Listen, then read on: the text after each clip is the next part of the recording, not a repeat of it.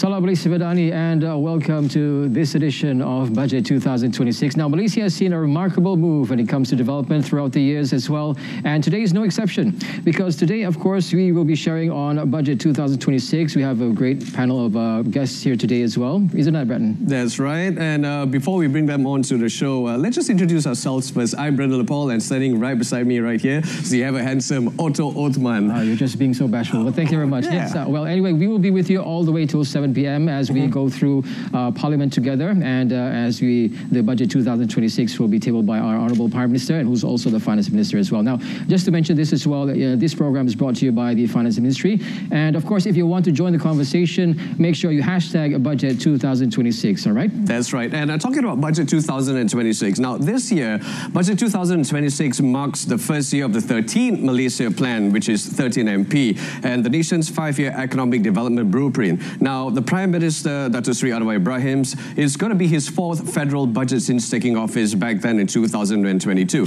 Now, just to recap, just a short bit. Now, Ringgit Malaysia 421 billion was spent under Budget 2025, of course, with the objective of revitalizing the economy, catalyzing transformative change, and most importantly, improving our livelihoods. Now, under Budget 2026, we anticipate to see the figure increase, with, of course, the reason and the objective to continue with the torch moving forward and to make sure that the livelihoods of us, the Rakyat, Malaysians, can be improved and will be improved.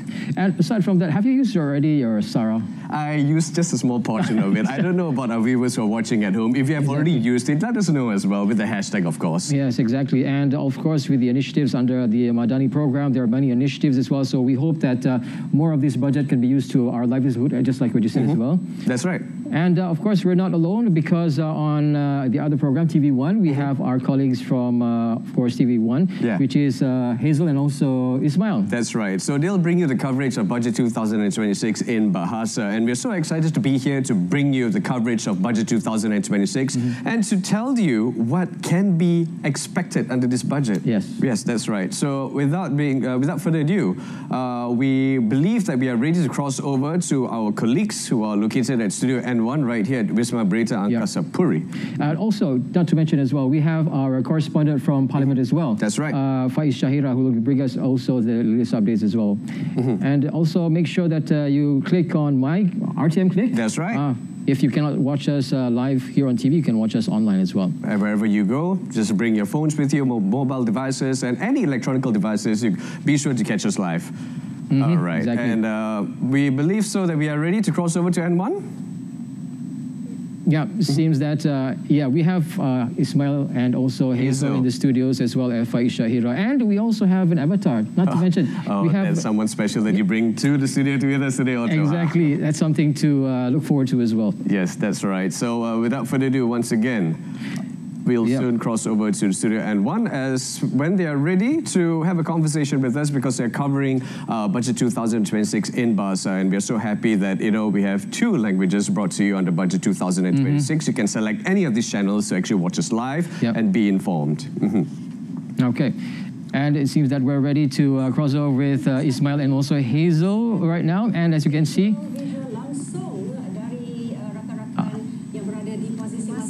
ketika ini.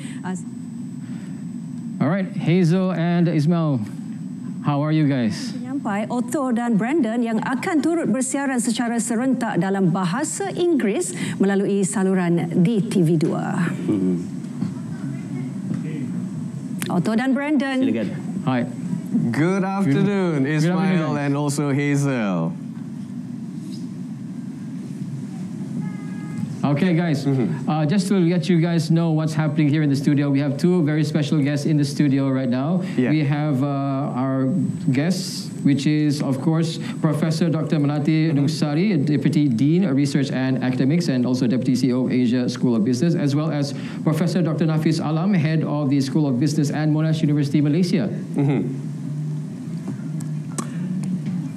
Terima kasih Auto dan juga Brandon. Mereka akan membawakan siaran ini dalam bahasa Inggeris juga bersama dengan also just mentioned we got two guests in the studio with us today, which will be not just dissecting under budget 2026, but talking to you about some of the sectors that are involved under this budget 2026. But of course, we're going to do some comparison with the existing budget as well in budget 2025. Exactly. But without further ado, first and foremost, we would like to talk to you about budget 2025 to do some sort of a recap, I believe, Otto. Yeah, we do have a budget recap on that as well, but let's take a look at some of the main focus for this particular budget 2025. So one of the main focus is driving reform and also good governance, as well as raising the ceiling and also raising the floor of the Rakyat's living standards.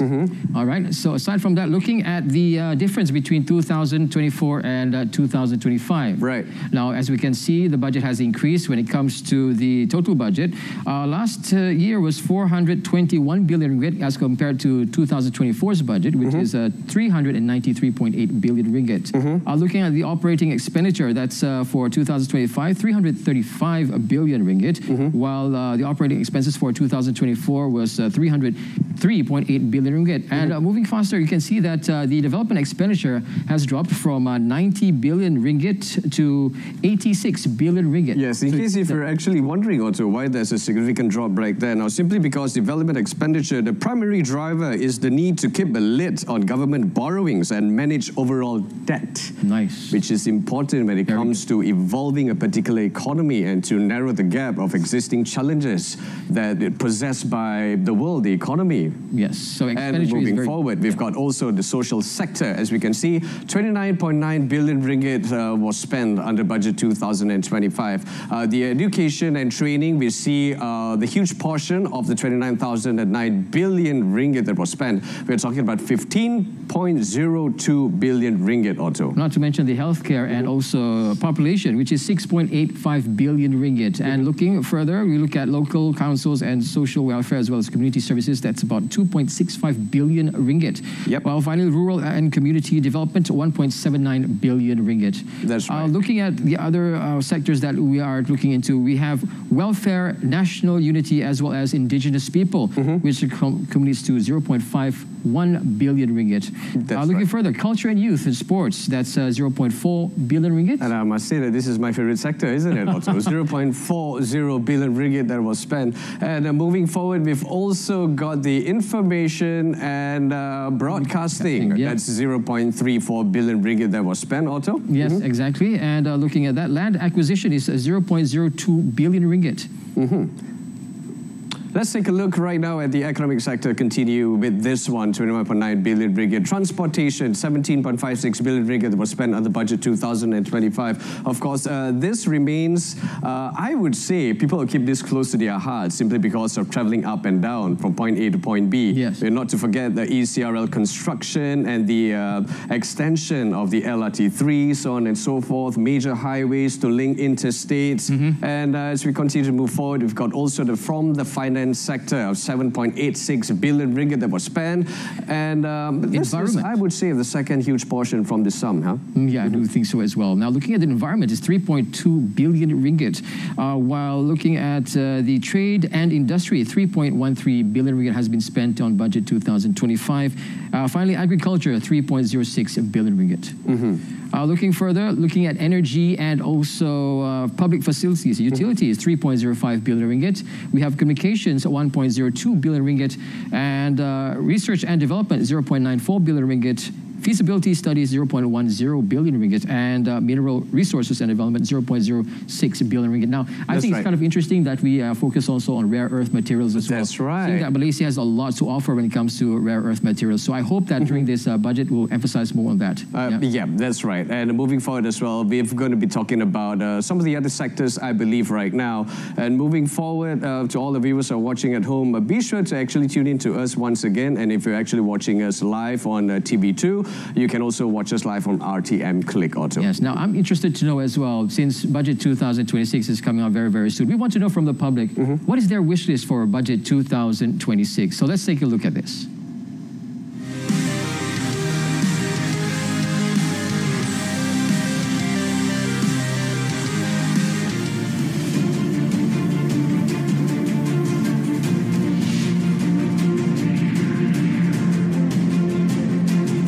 budget for 2026 is key under the FIMI structure, the Dana Kandungan Creative, which is our digital grant fund, our co-pros and so on.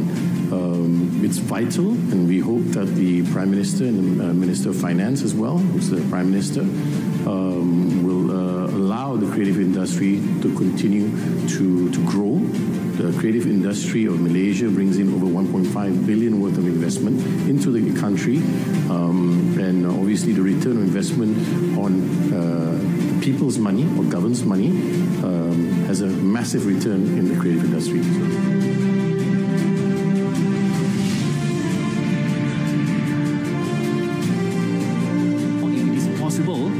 Government to first, this is the domestic market first, to introduce the income tax relief on domestic tourism. Yeah, definitely encourage more to do local tourism. Yeah, and I think the most important thing is if we have this backbone, the local Malaysian to tour within Malaysia, we can sustain the tourism destination in Malaysia.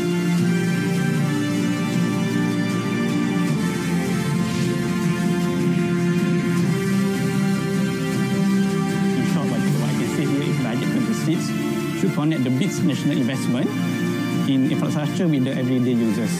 For example, we need to focus as well on the SMEs, on the students, researchers, and public sector, so that Malaysia can unlock the values of it.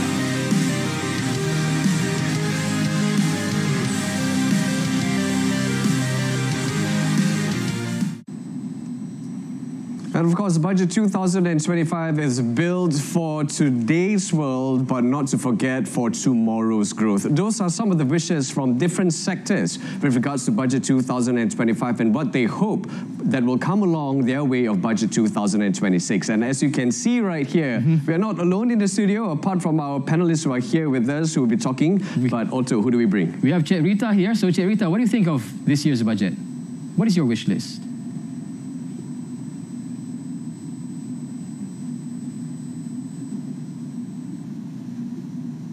Hi Brandon. Hi Otto. I'm so glad to be part of this show with you guys. And yes, I can't wait to see what's in store for Budget 2026. While we wait for our Minister of Finance to share the exciting announcements, why don't we take a quick look back at how the Madani government has shaped the nation so far? Here are the highlights of achievements under the Madani budget. While the world remains in economic uncertainty and continues recovering post-COVID-19, Malaysia has chosen a different path, a new direction. Madani, founded on the values of humanity, sustainability, and social justice. From Dewan Rakyat, the journey of the Madani budget begins. Belanjawan 2023 akan menjadi langkah pertama yang menelusuri kerangka pembangunan Malaysia Madani. Pembentangan hari ini merupakan menumpukan pada 12 ikhtiar utama berlandaskan 3 tekad, iaitu pertama, pemacuan ekonomi yang terangkum dan mampan. Kedua, reformasi institusi dan tata kelola bagi memulih keyakinan. Ketiga, keadilan sosial untuk menjederhana kesenjangan. 2023, we rise again. In 2024, the economic structure was strengthened. And in 2025, the year of sustainable advancement. The Madani budget is more than just figures. Its impact is evident. GDP growth has strengthened. Foreign investments have surged, and sustainable infrastructure is being aspect. The people continue to be protected through targeted cash assistance, like the Rama cash contribution, STR, more equitable subsidies, and expanded social protection. Intensified micro, small, and medium enterprises, MSMEs, continue to be empowered. The digital economy is being accelerated, and environmental, social, and governance, ESG, principles are made the foundation of national growth. The Madani budget helps ease our cost of living with aid like school allowances, STR, and SARA.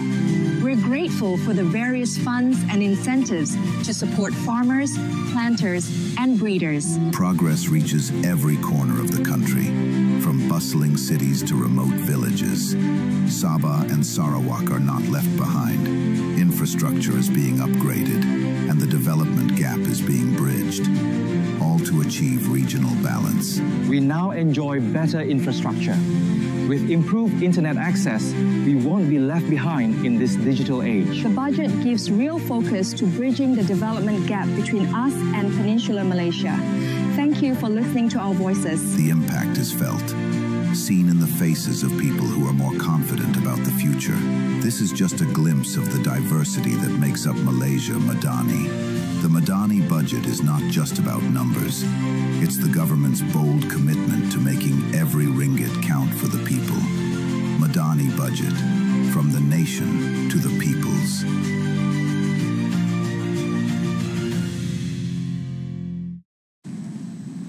And welcome back to this special coverage on Budget 2026. We are happy to have you with us here today. And just a reminder once again, if you're moving probably out of the house or out of the office, you can take us wherever you go. Just make sure you have the RTM Click application with you. Now, what you just witnessed and just saw on the screens, we are talking about highlights of achievement and success under the Madani budget of 2023 right up to 2025. Now, to our viewers who are watching at home, we are just not talking about the current budget, but we want to focus on the upcoming budget of Budget 2026. And with that being said, we want to talk about the aspirations and what they hope Budget 2026 can bring to the table. And with that being said, ladies and gentlemen, we are not alone in the studio. Otto, what do we have with us? Exactly. We have Professor Dr. Nafis Alam, Head of the School of Business, Monash University, Malaysia. Thank you very much, Doctor, for coming into the studio. As well as Professor Dr. Melati Nungsari, Deputy Dean, Research and Academics, and also Deputy CEO of Asia School of Business. Thank you very much for coming to the studio. Thank you. Now,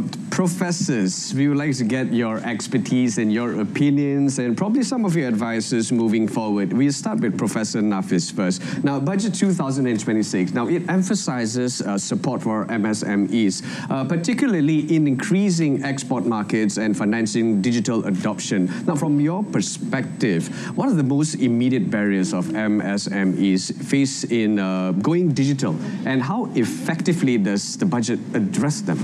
This is a very important question. I think if we see that MSMEs almost contribute 98.4% to the total business in Malaysian economy, and having the right support and budget allocation to them is important.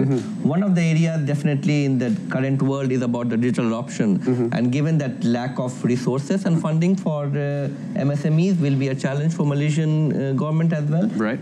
So in order to cope up with the growing demand and their contribution to the overall economy, I believe that a special incentive, especially in adoption of the digital tools, maybe giving them pre-approved GenAI solutions at a lower cost will be more approachable for the MSMEs. They do not have enough resources. They can't buy those advanced technology software solutions for the businesses to grow. So it comes down to the government who can provide some support to them in that aspect. The other area of challenge is also the ready talent available to them. They can't afford to hire people from a very diverse background, so it has to be homegrown. And a lot of support comes from how do we train those people at the university levels, and they are ready to come in. So I think digital literacy, financial literacy, AI skills becomes very important for the labor, which will help them to grow the SMEs as well. The another area is to look into the compliance and regulation, given that most of the countries which are importing from Malaysia are looking to make sure that we are compliant, whether it comes to the ESG compliance or whether it comes to the technological compliance. And having that awareness about becomes very important for SMEs to be aware of what are the solutions and what are the regulations or compliance which will help them to compete with the global world. So these are some of the areas which should be critical for the MSME growth in the coming years. Now, Professor Melati, what do you think? Is there anything else you'd like to add on to that as well? No, I think but talent in particular, and building talent and labor income, I think will be quite a challenge for Malaysia. So if I could just bring up like three, I think, key problems for our labor force. The first thing is AI, and I know everybody's kind of sick of talking about AI, but the reality is that AI is going to displace a lot of jobs. It will likely have pretty bad effects on the overall wage distribution in Malaysia, which is already a problem. The second thing is our labor share of income of GDP. So basically for every 1 ringgit ringgit that the country produces, currently only 33 cents go to the worker, right? And so in developed, more mature economies, this is something like 50 to 60%. For us, it's 33%. And RMK 13 actually targets it to be about 40%, right? So we need kind of a mechanism to get there. So I hope some of these also will be addressed. But the third thing I want to talk about as well is also this idea of distribution. So if you look at, compare to kind of the average worker versus the CE or the CEO in a company, what is the gap between the salary of that median worker and the top? Estimates differ, but there was a study published by the London School of Economics in 2020 that showed that for a pretty limited data set, but the results were quite stark, that for a GLC CEO makes about 300 times what the minimum wage was for a worker in that company, right? So we have that also being quite a big problem for Malaysia to look at. Okay, but let's bring it back to a microeconomic standpoint. Now, from this standpoint alone, Professor Dr. Melati, how effective is Budget 2025, especially in addressing disparities in income, productivity, and let's talk about opportunity as well between urban and rural areas? So that's an interesting question. So I think that the government has been making quite good strides in trying to kind of bring up what the floor is. So there have been a lot of changes, for example, in the minimum wage. There's been a lot of effort, I think, into trying to bring the informal sector into the formal sector. Aisaraan, for example. We have now the inclusion of health insurance for certain types of gig workers and stuff like that. But I think definitely a lot more needs to be done, especially, again, if you want to kind of push that 40-45% of the income labor share of the GDP. And I think one thing that is quite stark with rural and urban is that as I think Malaysia becomes more urbanized, it's going to be more difficult for us to think about job creation, but also mobility for social groups in rural areas, right? So how exactly do you balance the rich cities with basically trying to uplift people who work in rural areas who may not necessarily want to move to the city for a variety of reasons? That's right, that's right. If I could, I probably would also move to a rural area. So there is that. Thank you so much, Prof. What about the regional development, also inclusive growth are the key themes in this budget. So how do you actually see the digital adoption among MSMEs? I think it's very at the infancy stage, but I think government is taking some steps, especially the establishment of the National AI Office, which is looking across development of the skill force across the industry and also providing support to them. In terms of the overall adoption, as I mentioned earlier, the awareness is still not up to the mark. It's because maybe of the cost. These solutions or technological tools doesn't come cheap, and especially if you're looking into MSMEs, these doesn't have enough resources to invest into that. So it comes down to the effort of the government, which will have to provide the solution at a reasonable rate or maybe giving them some tax incentive in terms of adopting those technological tools within their system, and that will going to help them. Other area is that, especially in the current world, cybersecurity is becoming very important. And when we're talking about digital tools, data privacy and cybersecurity takes an important step into that. A lot of SMSE doesn't have that awareness or knowledge how to protect the database of their customers, their suppliers, and their users. So that type of development and I think training is needed in terms of getting the adoption to that level. But I think it's a long way to go in that, and it needs a coordinated effort between different ministry, not only one particular sector. So you have to look into the Ministry of Technology, mostly to come into picture. Even MITI has to play a role, and all of them combined together can really uplift them. Definitely something interesting to talk about, Otto. So speaking about talking about, we already heard from our professors. Now I'd like to know as well from Cik Rita. Now Cik Rita has something to say with regards to the budget. So Cik Rita, what do you think about this year's budget?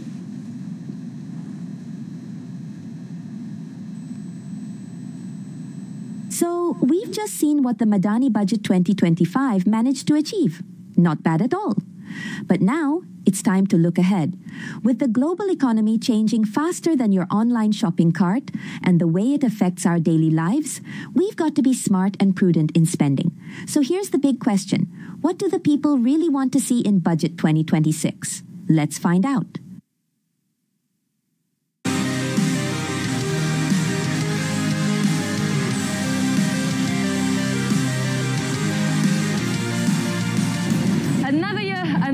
round of budget talk. Today is the 10th of October, and of course, currently the Parliament is busy discussing this year's budget. Now, this year's budget is expected to increase the amount of lucrative jobs here in Malaysia, to upgrade, of course, our automation and digitalization, and plenty more. So I am here in the heart of Kuala Lumpur to find out from the Rakyat itself what are some of the wish lists that they have for this year's budget. My hopes is maybe for the 2026, maybe we can give investment of which to the government sector in all sector, not only focus on one sector, but maybe in overall sector of in government. For the youngest generation, there will be increase in wages, especially to current challenging economy. They will have better life. I wish that the government is fair to everyone, especially those who are below 40 and 40. Yeah, because we are the ones who suffer all this time. Because of the not accessible place, most of the CAL places are not accessible, and if it is accessible, it will be very helpful for us to come out alone, maybe. Right, because I think besides B40 group, actually M40, everyone also struggling, but I think can focus on B40. So I hope that they invest more into the universities, especially when they are in a financial crisis. So there you have it. Those are the words of the Rakyat. Now, as for me, what I'm excited about is to see what are the policies that the government will introduce to increase our investment inflows. Of course, keep the conversation up on your socials by tagging us at RTM_Malaysia. Until then, my name is Zobitio, and I'll see you at the next one.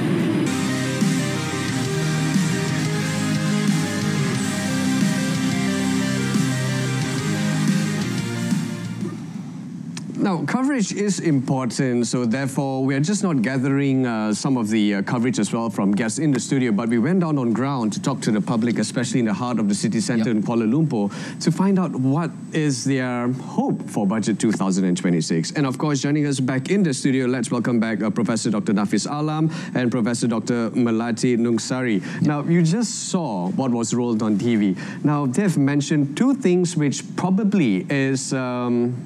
everyone could actually agree to it. First is education. Secondly, they've mentioned accessibility. Now, I just want to get two of your point of views. Can we start with Dr. Melati? Could this be sorted out in reality? By the budget itself, probably not. Right. So in terms of like tools that the government has available to it, right? So I kind of like to think about the budget generally being like a fiscal tool that is actually typically short-term in nature. It kind of it's every year, right? So every year we sit down and we talk about the budget and stuff like that. But there are certain commitments, I think, that can push us towards better trajectories. So like what we heard just now, so income, so young people are worried about wages, young people are worried about education, right? So whether or not, is it even worth going to university? That is actually a big open question. I'd like to hope, and I'm sure Prof. Nafis agrees with me, that you should go to university, but I hope to see a bit more kind of thought into like how to create skill upgrading programs for our young people that actually makes them able to access more economic opportunities. And that will be very hard because of everything, but also AI. Right. Yes. Sorry, I'm the glum AI person. No, it's okay. It's pure, whatever you just mentioned. Prof. Nafis, do you share the same sentiments? If you look historically, education has been always the sector which received the most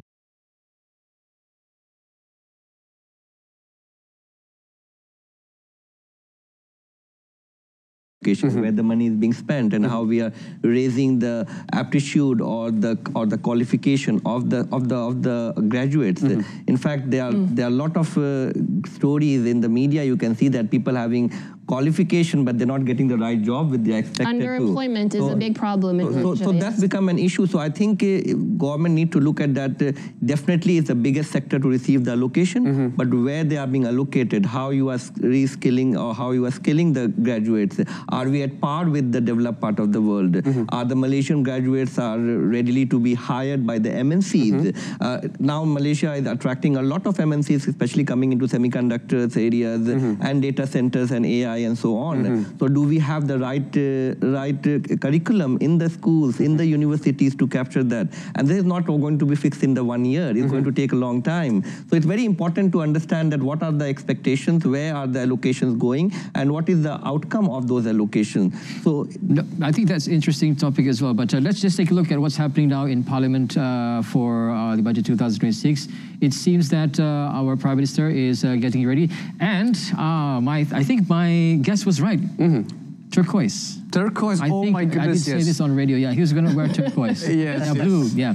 I was very sure he was going to wear blue. So and how did you know that he was going to wear blue? But of course, this question was asked on our official Instagram handle at Berita RTM to just guess the outfit that our Prime Minister would be wearing to table budget 2026. And Otto is right, turquoise it is.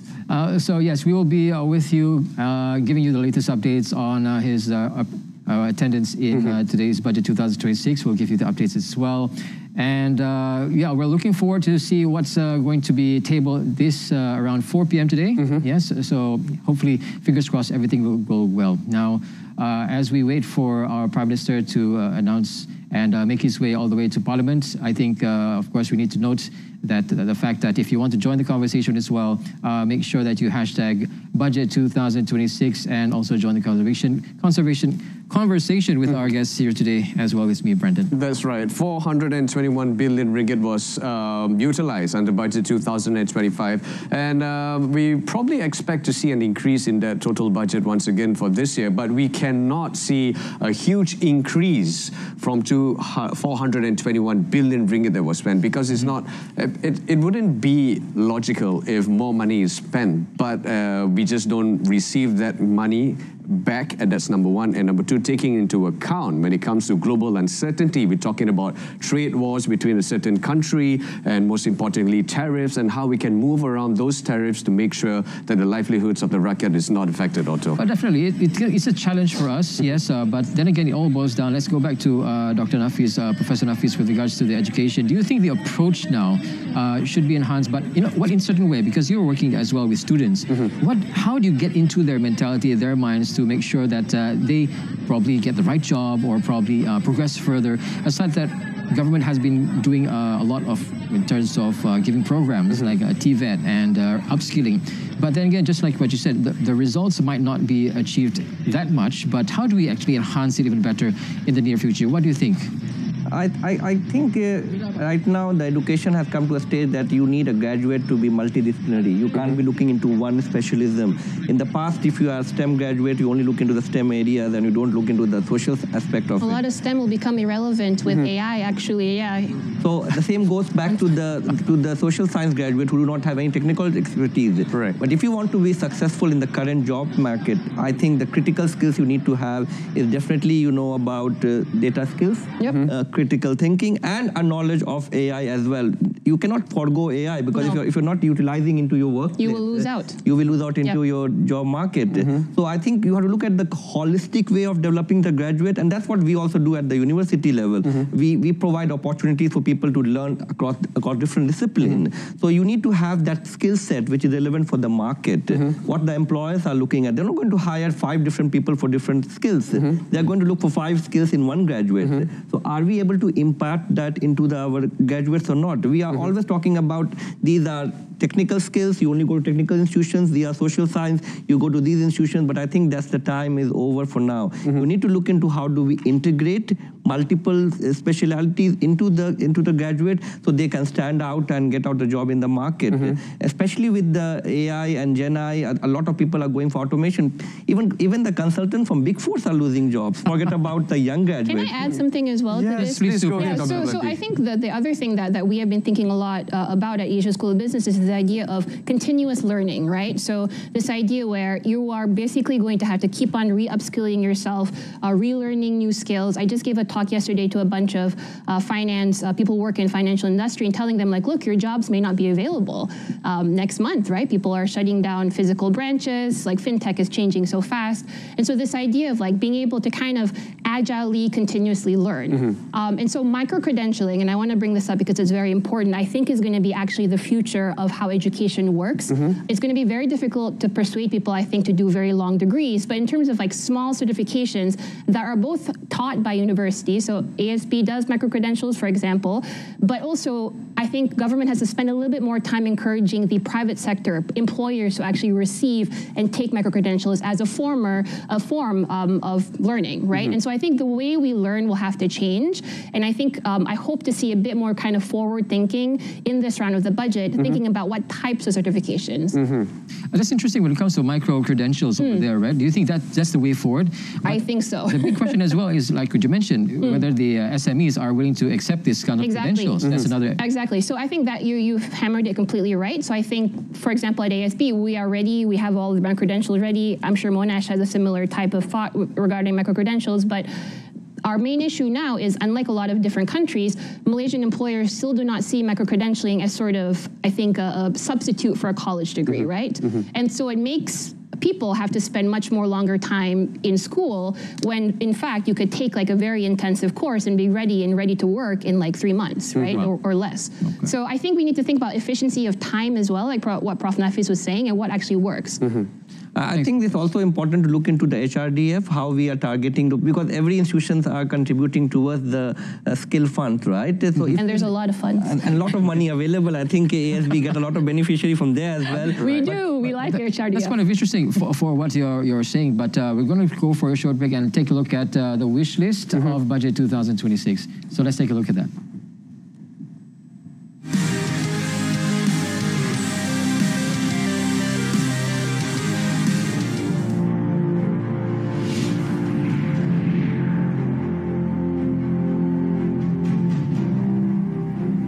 The GDP numbers may be highly positive, but on the ground, the struggle of the SMEs are very real. Because of higher input costs and lower domestic demand, many SMEs are reporting slimmer margin despite higher sales. So what we are recommending to the government is that during Budget 2026, that we do not introduce any more new taxes to the SMEs so that not to burden them any further, and at the same time provide incentives for automation and digitalization to help our SMEs improve their productivity and hopefully uplift their margins.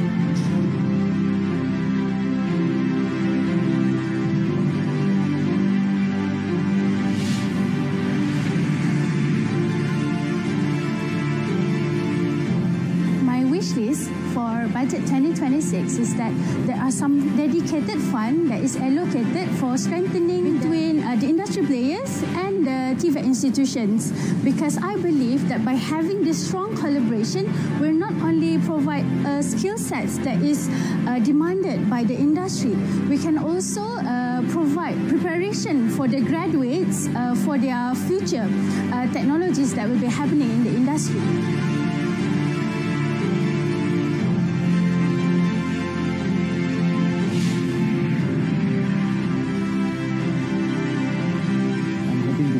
Some kind of finance green accessibility, such as providing some grants or low interest to the youths so that they can involve in green business in order for them to encourage this green technology.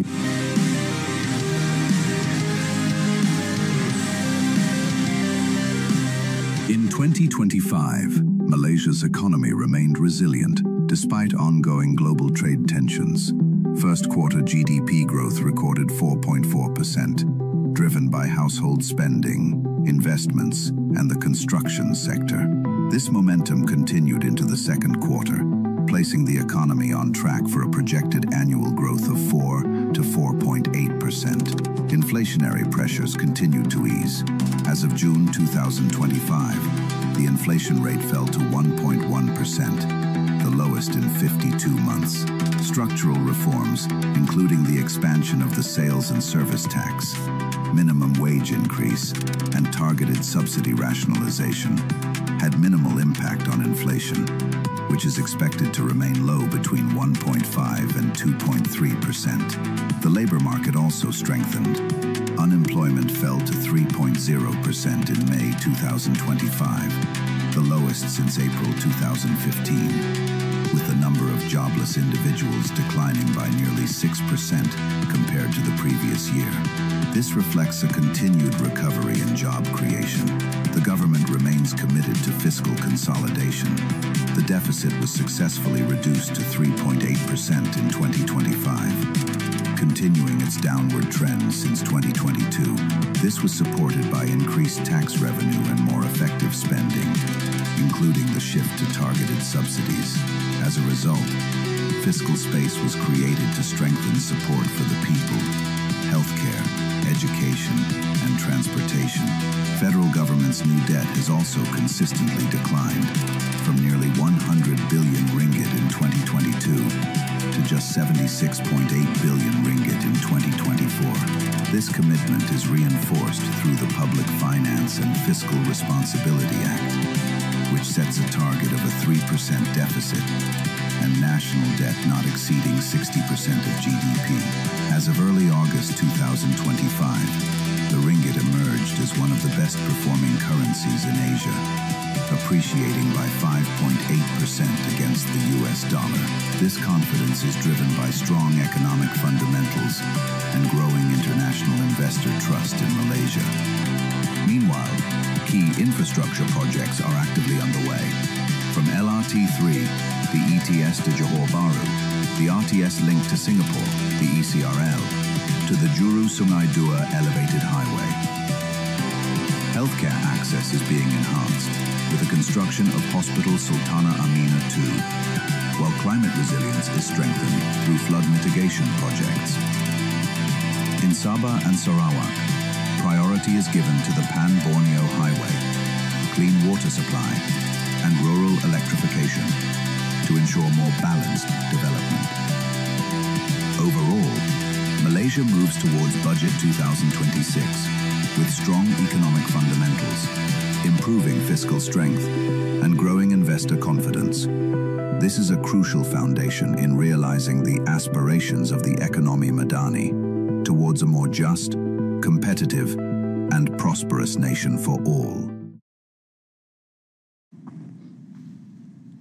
Welcome back to Budget 2026, a special edition over here with our special guests in the studio. We have Professor Dr. Nafis Alam, Head of the School of Business, Monash University, Malaysia, and Professor Dr. Berita Nungsari, Deputy Dean Research and Academics and Deputy CEO of Asia School of Business. So once again, I'd just like to mention that that video actually was created or generated by AI. Now, usually, when it comes to this kind of landscape, we'll have a whole camera crew. We have scheduling. We have people who will be like, scheduling everybody. Okay, this is the perfect time for us to take this program. But now, you can just use AI to generate that kind of thing. Looks like most of us might be out of the job. But then again, the economic landscape has also changed in terms of this, right? So, yeah, well, when it comes to this economic landscape, what do you think, Professor? Do you think that we're moving quite too fast, or we're moving backwards? Or what do you think, professors? So I think that we are moving probably at the pace the rest of the world is moving, right? So people talk a lot about AI and sort of what to do with it. And honestly, I don't think anybody knows. But I think it's something that we need to be a bit more prepared about. I feel like there's a lot of talk about what AI can do and all the wonderful things that I'm sure it will bring the world, like new antibiotics was something that I realized. Somebody told me the other day. But we haven't really thought about like the real consequences to our labor market, right? And again, how it will change, how education is done, how work is done and stuff like that. I think we're probably a couple of years away from AI taking away all of our jobs, but I like to think that we as in educators, but also society, needs to think about how to kind of holistically build people to use AI in ways that make sense, right? How that looks like, I think we're sort of still trying to figure that out. But this is something I think that the government should be thinking about as well. Right. Especially given like what Prof. Nafis was saying just now, like we have a lot of investments coming in, which is fantastic. We have have data centers, all these fancy stuff. We want our people to not be the sort of lowest paid people within the data center, right? We want them to be like the skilled workers in the data center. We want them to be the people using the AI, building the AI. And so I think that Malaysia's challenge has always been trying to move up kind of this value chain, and I think with AI it's going to be harder. Well, Dr. Melati, spot on, because I have a question for Professor Nafis. Now, talking about skilled workers and skilled labours, now it remains concentrated in urban areas. We can't deny that fact. So how can future budget encourage talent development and retention in rural economies? I think we know about the concept of financial inclusion or exclusion. I think now we are looking into the digital inclusion or exclusion. That's right. So when it comes to the rural population, there we are looking into digital exclusion. And what are the policies or incentive government is trying to do that? I think government has to look into, also we can't be overpopulating Klang Valley in that sense, or looking into the main business hub of Penang or Johor. We have to also look into the areas of your Perak or Kelantan to grow those businesses. Yes, that's right. And how do we provide incentive? So if we are looking into providing the right approach and allocating the budget as per the location as well, to see how we are growing the population and how we are going educating the group, who will be the future workforce. We're talking about AI. I think I also want to pick up on the similar areas. Malaysia is prone, or has been expected that every one in 4 people will lose the job, especially because of the lack of technological advancement or lack of the education being imparted in the areas of that. A lot of jobs are going to be mundane.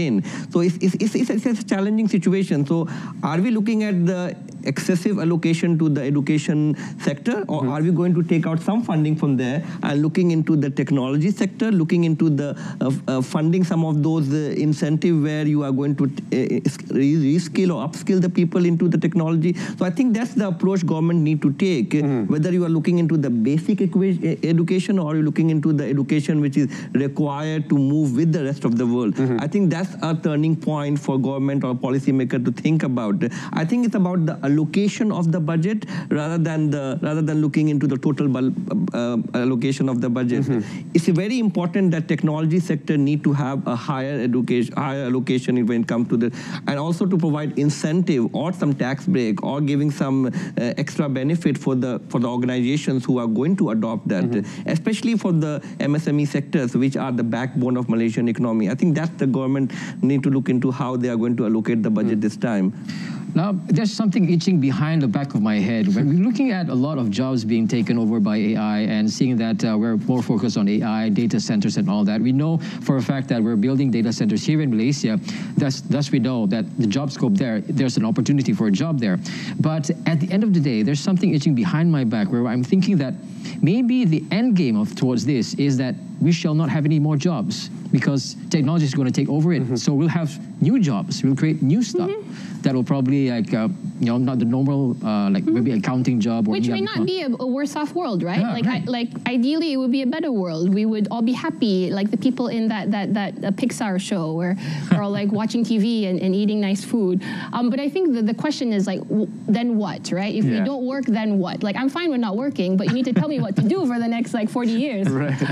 But also, if I can bring up something else, I think one thing that we haven't talked about is actually healthcare investments, because people talk about like living a good life typically is of course making money is a good life, but I think more increasingly it also has to do with can you get healthcare access well, can you afford your health insurance, right? Which is becoming a problem for a lot of people, young people especially.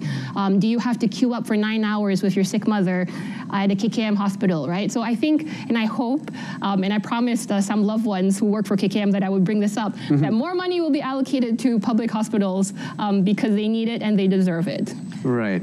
Okay, and thank you, Dr. Melati. Hey, you and Otto, you guys are pro-AI this evening. I mean, the fact that we know that AI is going to help us, but to what extent, that's the main question over there. Right. But I think the end game is that we're not going to work anymore. No, we'll be explorers. Like probably. what you mentioned and Prof. Melati mentioned, there are new jobs that will be created and we can actually, get a taste of it perhaps. But I think I need to clear this myth. A lot of people feel scared of AI taking over jobs. You should not take AI as a competitor. You are taking AI as a collaborator. That's right, Prof. But with that being said, we've got an AI package right now that we would like to introduce to you and to our viewers at home. So let's take a look. Yes.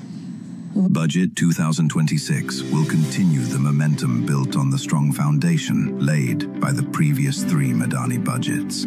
It will also mark the beginning of the 13th Malaysia Plan, 2026 to 2030, anchored on the 3 core pillars of economy. Madani, raising the ceiling of national growth, raising the floor of living standards, and driving reforms, particularly in good governance. Raising the ceiling signifies Malaysia's bold leap toward becoming a high-income, sustainable economy, grounded in human values and social justice. The focus is on catalyzing high-impact sectors such as digital technology, advanced manufacturing, semiconductors, renewable energy, and AI-powered services. These strategic industries will unlock high-skilled employment, accelerate innovation, and elevate Malaysia's standing on the global economic stage.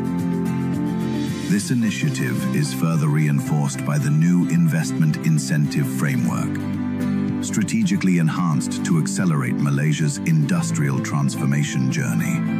Simultaneously, high-impact economic spillovers are being driven through priority sectors, such as micro, small and medium enterprises, and digitalization, tourism and services expansion, Islamic finance and the halal economy, along with balanced regional development across the nation.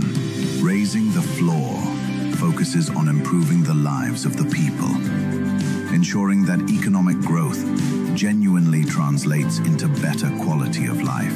Its core pillars include labor market reform, expanding socio-economic assistance towards a more equitable and sustainable healthcare system, reforming education to power an inclusive, future-ready economy, bridging the urban-rural divide, empowering all to participate in a growing economy. The aspirations of Budget 2026 will also drive public sector reform by strengthening governance, enhancing service delivery, and ensuring long-term fiscal sustainability. This includes modernizing public services, introducing frameworks and legislation to boost performance, and reinforcing integrity and ethical governance principles. These reforms are underpinned by a strong commitment to optimizing public resources, minimizing leakages, and ensuring that aid is delivered more effectively to those who truly need it. For the 4th consecutive year, the Madani budget is set to further strengthen the foundation of national development. With abundant resources, strategic positioning, and rich cultural diversity, Malaysia moves forward with confidence in building an inclusive and sustainable economy. Budget 2026 will mark yet another significant milestone, steering the nation towards a fairer, more competitive, and prosperous future for all. More competitive and more prosperous nation. No, that's the tagline, or probably the sentence that I love to hear, and I totally welcome it. And talking about Budget 2026, now, those are some of the, I would say, story that you just heard, and it was created under artificial intelligence influence. Now, as mentioned by Yang Berhormat Senator Datuk Seri Amir Hamzah Azizam, now he mentioned that, he gave us a hint that semiconductors, you would see a huge portion of the allocation under Budget 2026 would be invested under the semiconductor sector, or should I say area. Now, coming back to our guests who are with us in the studio, we've got Professor Dr. Nafis and Professor Dr. Melati. Now, artificial intelligence, well, it's all green, if we can even say that. Now, artificial intelligence, they make mistakes as well. So where do we go from here? Should we still sort of allocate a huge portion of money knowing that we are not getting 100% accuracy out of it? I would love to get both of your takes. We'll start with Professor Nafis. I think you have given the word called artificial intelligence. That itself says that it is not real intelligence. Okay. It's artificial. So one thing we should always remember, that human intelligence is far, far ahead of artificial intelligence. And I was talking earlier when we stopped for the break, was looking into how does the workforce is going to complement or utilize artificial intelligence in their day-to-day work. It should not be taken as a competitor. Jobs are not going to be lost. Jobs are going to be reformed. And how you apply the AI into your job place, that's going to be the key structure. Now, taking into that, the productivity of the workforce is the most important thing. You are paying for the productivity. So if you are able to utilize AI into your day-to-day job and increasing the efficiency, you're going to produce more for the company, for the economy, and so on. So we should not be scared of that. Now, when it comes to the investment into AI, it's not only the technology, it's also about the users who are going to use this technology. So it has to go hand in hand. If you're going to invest into semiconductor or industry or into new tools and technology, but if you do not have the workforce ready to utilize or adopt that technology into your work, into your daily work, you're not going to get the full benefit of it. So it all goes down to the ROI of the investment into AI and how it reflects back into the day-to-day use. So I always have this conversation. I speak a lot on the myth of whether AI is going to take all your jobs. I always say no, AI is not going to take your job. AI is going to reform your job. How do you complement your day-to-day work with the AI? So every aspect of the work will change, and this is going to be a very fast-paced industry. We will be left behind if we do not target the actual usage in different sectors. The use of AI in every sector varies depending on how much utilization, and that's where the government has to also look into. It's not going to be a blanket expenditure or blanket investment into AI into across all sectors. Some sectors, especially like finance, is growing very fast. But for example, like or medicine, for example, the automated or robotic medicine is coming too far. So are we ready for that? And I'm talking about earlier, you mentioned about the cost of that.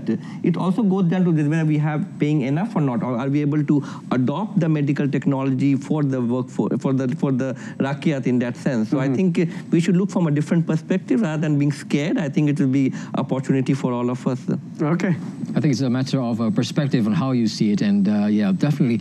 But looking at the reality of the situation, we're moving towards 2037, I think, that whereby our population or majority of our population will be growing older. But that goes to show that how much our society is not that, producing any more, babies and all that. I'm just wondering, is it because of technologies that we're not producing more of our citizens, that it's not favorable in a way, our environment? Or is it because that we're moving too fast that it's making us focus more on our job rather than focusing on ourselves? Yeah, so actually that's a very interesting question, and it's often been posed by a lot of economists as sort of like the question of the generation, is like, why aren't people having babies, right? And because I'm an economist, I would like to think that it's for actually economic reasons, right? Like childcare is extremely difficult. Costs are so high for women to have children. Women have what is called a motherhood penalty. So if you become a mother, you typically have to drop out or you receive lower wages and stuff like that. So it kind of makes sense, and as a parent myself, it makes sense that people don't want to have kids, right? And so we're kind of faced with this issue where not only are people not having children, but people are getting older, right? Which means actually it becomes increasingly more important to invest in the children and young people we have, because the burden of care of adults, the burden of care for elderly people who contributes to the economy, that burden itself will be huge basically on the younger generation. So investing in people, I think, is going to be a very, very big key for this government, but also all governments worldwide. Yeah, so even our main focus for 2025, the social sector, we see welfare and national unity is about 0.5 billion ringgit. So do you think we'll see a more increase on that as well? Yes, I think so. I think so. And I think one thing that I hope to see a little bit is also, we are quite good, I think, at sort of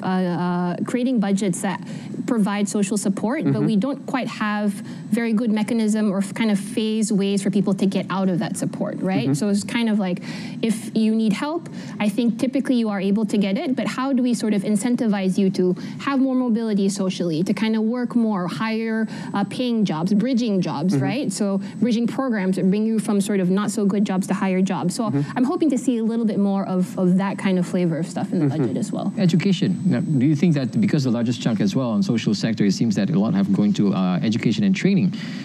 With regards to that, do you think some of it will be portioned out to social welfare and all that? What do you think, Professor? As I mentioned earlier, I think we have been allocating the biggest chunk to education for last many years. But again, we have to revisit to see that what was the actual impact of that. And can some of them be channeled, as you mentioned. And I will be looking at two definite sectors. One is the technology sector and on the reskilling and adoption and how we can help the industry doing that. The other sector is your social service. But you also have to look at a targeted social service. You cannot give it to blanket to the whole population. I think whenever Malaysia announces any social security, it goes to the blanket. But we are looking into the targeted population, especially with the healthcare becoming very expensive. And we talked about the rural population earlier. What are the support? I don't say you give the 100 ringgit SARA to everybody across the country, right?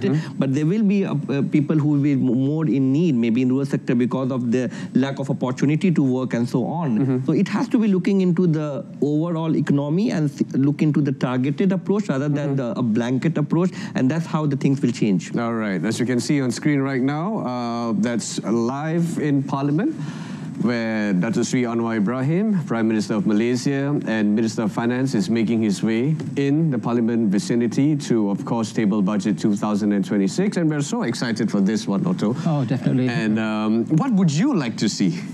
Oh, I would love to see more in terms of social welfare. When it comes to the community, I think communities needs a more allocation in this because I think, like just Dr. Nafis did mention, Professor Dr. Nafis mentioned that a lot of the chunk has gone to education and training. Right. I would like to see more in terms of social welfare and our mental health, particularly, is an important factor because we have the technology, but how ready are we in terms of getting ready to use the technology to our benefit? I think the first wave of our internet back in the 1990s here in Malaysia, I think that was a game changer for everybody. Everybody's just like, oh, internet is going to be crazy. Internet is going to be taking over everything. But it was just the beginning of something beautiful. And now we have the advent of technology whereby we can connect with everybody. We can, those kind of stuff. So I think it's quite interesting. And looking at that Parliament, I think I feel that we are feeling the same way. I hope that a lot of chunk not goes to education that much, but more towards the people. Okay, thank you so much, Otto. You should be the guest as well. But we want to bring it back to Professor Nafis and also Dr. Melati. Just a quick one before Prime Minister Dr. Sri Anwar Ibrahim gets started with Budget 2026. Let's talk about what do you want to see? One program that I think should not be there should be blanket is actually free school lunches and breakfast. Free so free meals for school. So I hope to see that because I think that would be excellent for our kids. My wish list will be on investment on research and innovation. I think especially with the tariff in place, we need to be self-reliant. We need to be self-sufficient. So we should start putting more investment into research and innovation, and we should be developing more and importing back to the global world. Right. Now, Prof. Nafis and Prof. Melati, anytime right now, the tabling of Budget 2026 will take place. And we've got some questions that we want to ask you, but in case if we have to sort of like wrap it up just real quickly to make way for Budget 2026, we would have to do that, yeah? And coming back to Professor Nafis, let's talk about the urban-rural economic inclusion. Now, how can future policies better enable rural businesses to access financing? And we're also talking about markets right here and digital tools. Now, so much so to compete on equal footing with urban firms. I think one of the aspects why Malaysia even started digital banks was to reduce the financial exclusion. And they were designed to bring into those sector or those population which are financially excluded. So I think it needs to be a targeted approach in that sense. We are going to have those financing, and we saw in the video about the Islamic finance. Islamic finance is going to be one of the driver, I will say, in that sense.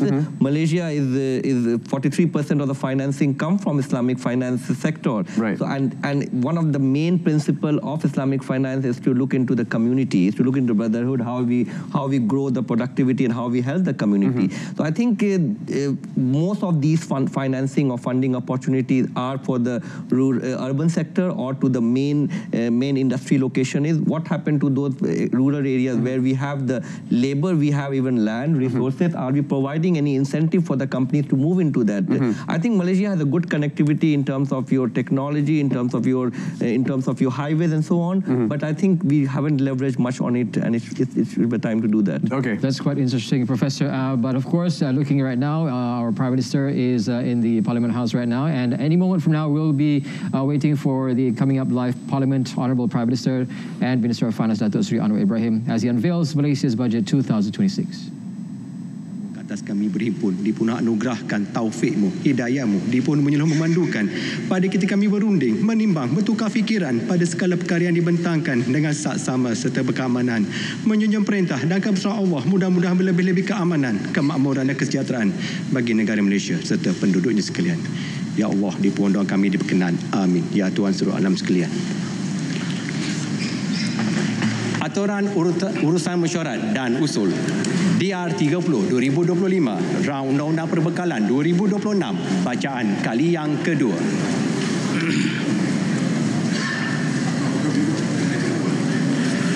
Assalamualaikum warahmatullahi taala wabarakatuh.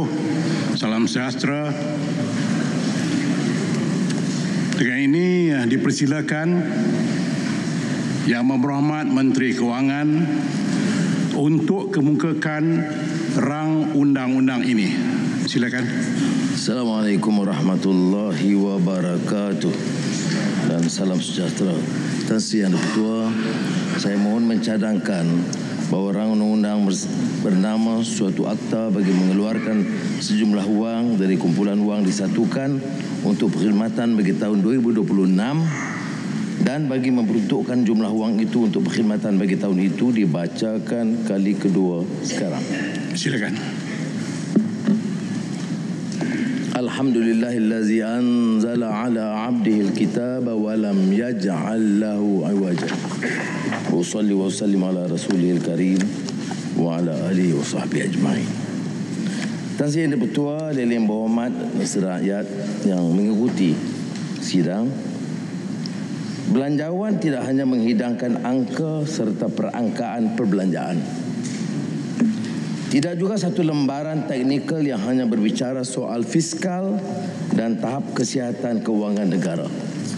Malah, belanjawan adalah sebuah pernyataan moral, sebuah ikrar sejarah dan sebuah perjanjian yang tulus dan luhur antara kerajaan dan rakyat terbanyak.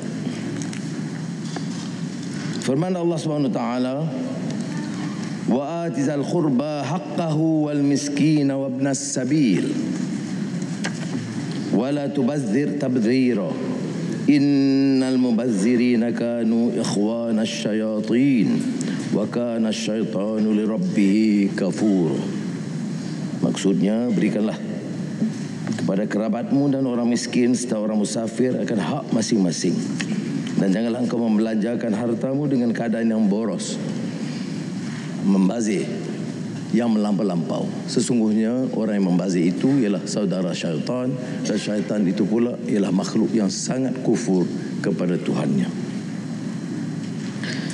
Maka belanjawan Madani keempat ini mencakup persoalan serta cabaran ekonomi semasa selain menyusun dan merangka jalan bagi mengelak kebejatan dan keterlanjuran. Kita menolak budaya menumpuk hutang tanpa kawalan. Kita melawan ketirisan dan kebobrokan. Dan kita benci kemewahan kelompok elit yang dibayar dengan kesengsaraan rakyat. Sementara kita memilih jalan yang berliku, sukar dan panjang, yakni jalan reformasi, disiplin fiskal yang tegas dan pengukuhan institusi, kerana hanya jalan itu sahaja dapat menjamin negara ini dapat diselamatkan dalam tempoh jangka panjang. Saat dunia di badai perang tarif, pentas geopolitik yang terus berantakan, krisis iklim yang memburuk dan kebangkitan teknologi baru yang pantas bergerak, maka Malaysia tidak seharusnya sekadar bungkam dan berpeluk tubuh. Kita mesti berani memikul tanggungjawab pensejarahan. Sama seperti Empayar Melaka yang pernah berdiri sebagai kosmopolitan yang adil sebagai tatanan hukum. Giliran kita untuk membuktikan bahawa Malaysia yang relatifnya kecil dari segi geografi mampu menjadi besar dan matang dari segi pengaruhnya, tidak hanya melalui kekuatan ketenteraan tetapi dengan kekuatan moral, keadilan sosial dan ekonomi yang kukuh. Belanjawan pada kali ini juga menandakan lembaran pertama rancangan Malaysia ke-13 yang tidak sekadar berfungsi sebagai perencanaan keuangan tahunan tetapi merupakan kompas sejarah untuk era mendatang. Belanjawan Madani keempat adalah saksi bahawa kita memilih jalan kebangkitan dan pembaharuan nasional, national rejuvenation yang menyeluruh. Menghampiri 3 tahun pentadbiran Madani, reformasi serta pembaharuan yang berani dan tuntas telah kita laksanakan sedaya upaya kita dan mula menghasilkan anjakan yang membanggakan, terutama pada siling pertumbuhan negara dan lantai kesejahteraan rakyat. Justru, mengapa sering ditekankan soal tata kelola?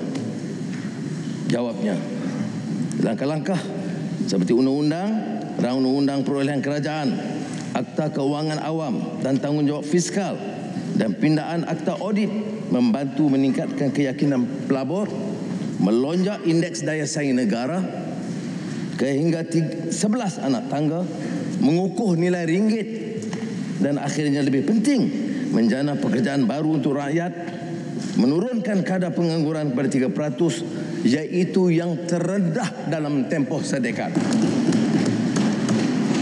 Mengapa ditumpukan ke arah penguatkuasaan yang lebih tegas? Kerana rasuah, penyelewengan dan ketirisan merugikan negara. Penguatkuasaan tanpa benih kasih dapat mengembalikan hasil negara yang hilang berbilion ringgit. Dan ini dapat membiayai dan menyegerakan pelaksanaan projek seperti rancangan tempatan banjir dan Pen Borneo, Sabah dan Sarawak. Mengapa kerajaan bersusah payah menyasarkan subsidi? Kerana subsidi pukal selama ini tiris kepada warga asing dan syarikat besar. Subsidi sepatutnya hak dan keistimewaan yang mesti dinikmati rakyat Malaysia.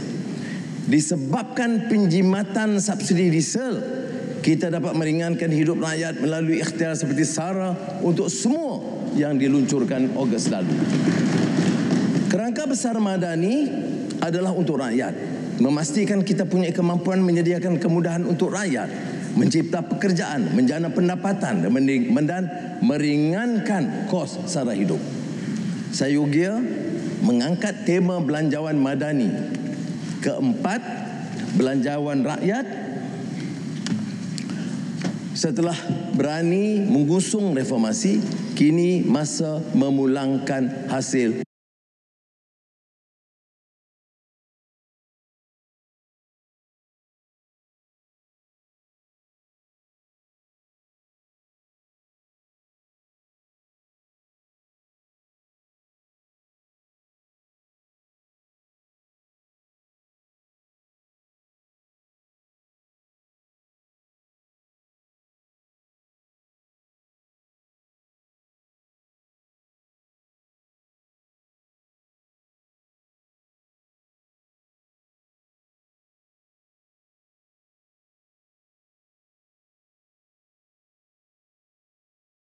Untukkan belanjawan 2026 menetapkan KDNK separuh pertama berdasarkan pengalaman, iaitu KDNK separuh pertama tahun 2025 telah mencatat pertumbuhan memerangsangkan, iaitu 4.4%. Kendati pun diasak perang tarif Amerika Syarikat, unjuran semula KDNK 2025 antara 4 hingga 4.8% membuktikan ekonomi kita kekal berdaya tahan. Bagi tahun 2026, ekonomi kita diunjur berkembang lebih rendah antara 4 hingga 4.5%. Ini susulan ketidaktentuan ekonomi dunia dan sengketa geopolitik geoekonomi yang berterusan. Sambil mengekalkan komitmen pada FRA, momentum pertumbuhan terus didukung dasar fiskal yang mengembang. Belanjawan 2026 akan mengumpul dan mengoptimum sumber negara termasuk dana GLIC, Badan Berkanun Persekutuan dan syarikat MKD melalui perbelanjaan awam berjumlah 470 bilion ringgit berbanding 452 bilion ringgit tahun lalu. Ini meliputi 338.2 bilion ringgit belanja mengurus, 81 bilion ringgit belanja pembangunan, 30 bilion ringgit pelaburan GLIC, 10 bilion ringgit pelaburan awam swasta dan 10.8 bilion ringgit pelaburan Badan Berkanun Persekutuan dan syarikat MKD. Lantaran komitmen Kerajaan Madani memaknai tata kelola, maka diperkenal FRA dan kini ditambah RUU perolehan kerajaan yang sebenarnya mengikat kuasa Menteri Kewangan kerana masih boleh didakwa dan dipantau oleh tribunal.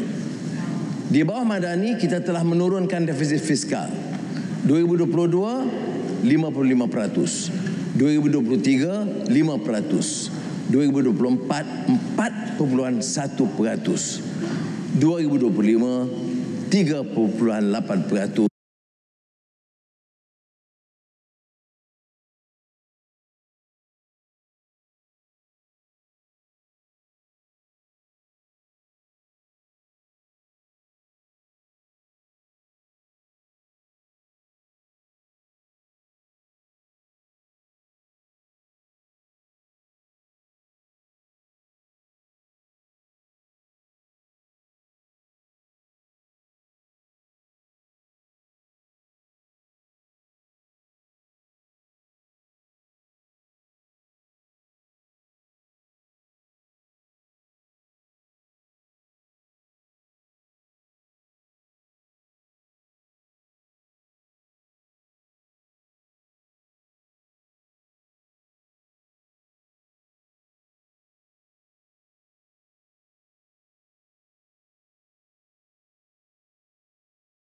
Lazimnya apabila diperlukan perbelanjaan tambahan untuk prasarana dan bantuan rakyat akan dikenakan cukai tambahan. Itu biasa hukum ekonomi. Tetapi kerajaan memilih di sebaliknya, membaiki tata kelola termasuk penyasaran subsidi tanpa menambah beban rakyat. Dengan menggunakan kaedah sedemikian, kita berjaya melaksanakan langkah pembatasan rasuah, mengekang penyeludupan serta memecah tembok dan melumpuhkan kartel.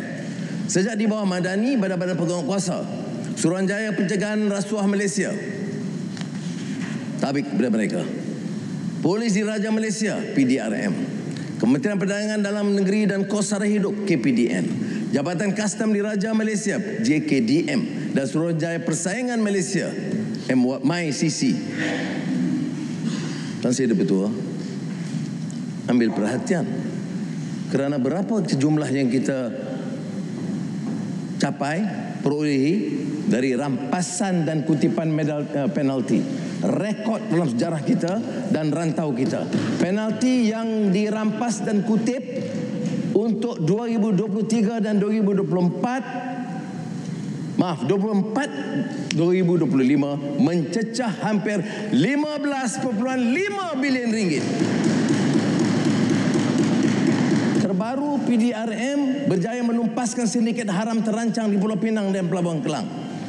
Demikian maksud kami. Nak kena faham itu maksudnya tata kelola dalam pemerintahan. 15 bilion yang telah lesap ke mana bertahun-tahun sekarang dapat kita rampas daripada dan untuk memberikan faedah kepada rakyat. Bayangkan berapa lama puluhan tahun dibiarkan begitu rupa. Bayangkan 2 tahun 15.5 bilion ringgit yang hanya dikutip. Untuk apa kita kenakan cukai lagi? Kalau benar kita dapat elakkan ketirisan, mengelakkan rasuah dan penyelewengan. Tidak dapat dimungkiri bahawa segala ketirisan yang telah diterbiar sekian lama kerana kurangnya tekad politik selain daripada retorik bicara, ini tindakan yang kita ambil selama ini. Alhamdulillah. Terima kasih Ketua. Ini yang disebut oleh Montesquieu, kuasa tanpa pertanggungjawaban adalah permulaan kepada kezaliman. Maka pada tahun depan kita tambah keupayaan badan penguatkuasa ini, SPRM, PDRM, KPDN, JKDM dan MyCC melalui latihan perolehan aset dengan peruntukan. Kalau mereka dah berjaya mengumpulkan 15.5 bilion yang dahulunya selerak di merata tempat, apa salahnya kita tambah 700 juta ringgit untuk mereka. JKDM akan perkenalkan stem cukai digital dengan ciri keselamatan di peringkat bagi membendung pemalsuan serta menangani ketirisan di pintu masuk negara melalui Centralized Screening Complex CCTV. Ikhtiar e-invoice dilaksanakan secara menyeluruh mulai 2026 serta sistem taksi sendiri duty stamp bagi memupuk pematuhan cukai. Terdapat pemilik kenderaan mewah. Ini satu perkara lagi. Kenderaan mewah, entah saya berapa fasih dengan nama-nama mobil ini, tetapi yang sekian lama mengambil kesempatan daripada pengecualian cukai kenderaan dilangkaui. Bagi mengekang ketirisan, pengecualian cukai kenderaan dilangkaui dihadkan kepada nilai kenderaan tidak melebihi RM300,000 berkuat kuasa 1 Januari 2026. Alasannya ialah kerana orang-orang yang maha kaya ini beli mobil ini dan menggunakan kelonggaran, bawa dan kekalkan bertahun-tahun sehingga harganya turun. Jadi tujuan asal itu adalah untuk memberi kemudahan dilangkaui, kemudahan dilangkaui. Tapi sekarang digunakan oleh golongan kaya untuk lari daripada pembayaran cukai. Sebab itulah kita ambil tindakan yang agak tegas kali ini. Pasukan Petugas Khas Reformasi Agensi STAR membuktikan pembaharuan tata kelola dapat dilaksanakan segera tanpa perlu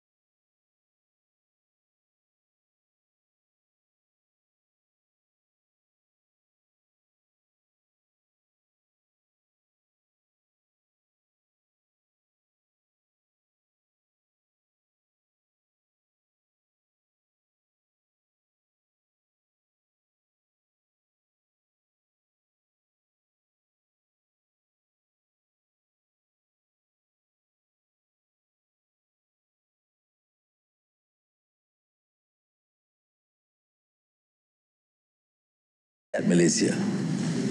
Dan bukan untuk warga asing, bukan untuk syarikat besar. Kerajaan menyasarkan subsidi supaya dana awam sampai kepada rakyat.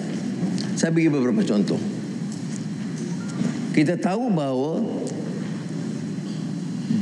bantuan subsidi pengampungan ayam ini sebelum ini telah menyebabkan kita menelan kos RM1 bilion satu tahun.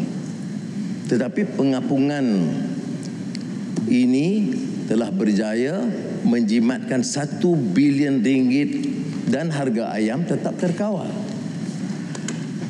Telur kita dapat jimatkan RM1 bilion, sudah RM2 bilion. Penyiasan subsidi dan penstrukturan tarif elektrik secara purata menjimat RM6 bilion. 85% pengguna tidak dikenakan sebarang kenaikan tarif walaupun diwar-warkan seolah-olah rakyat tertekan. Tetapi yang nyata, mereka melihat sendiri tentang nikmat penurunan bil setelah penyasaran subsidi elektrik. Penyasaran subsidi diesel telah berjaya menjimatkan 5 bilion ringgit dana kerajaan. Dan sektor pengangkutan awam, nelayan dan logistik dapat menjamin dengan bantuan harga subsidi iaitu RM200 diberikan.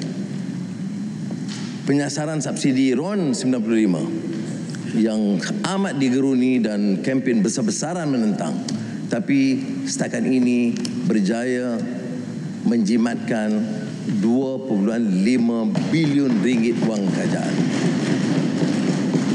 Bayangkan harga minyak turun ke RM1.99. Warga asing bayar. Rakyat Malaysia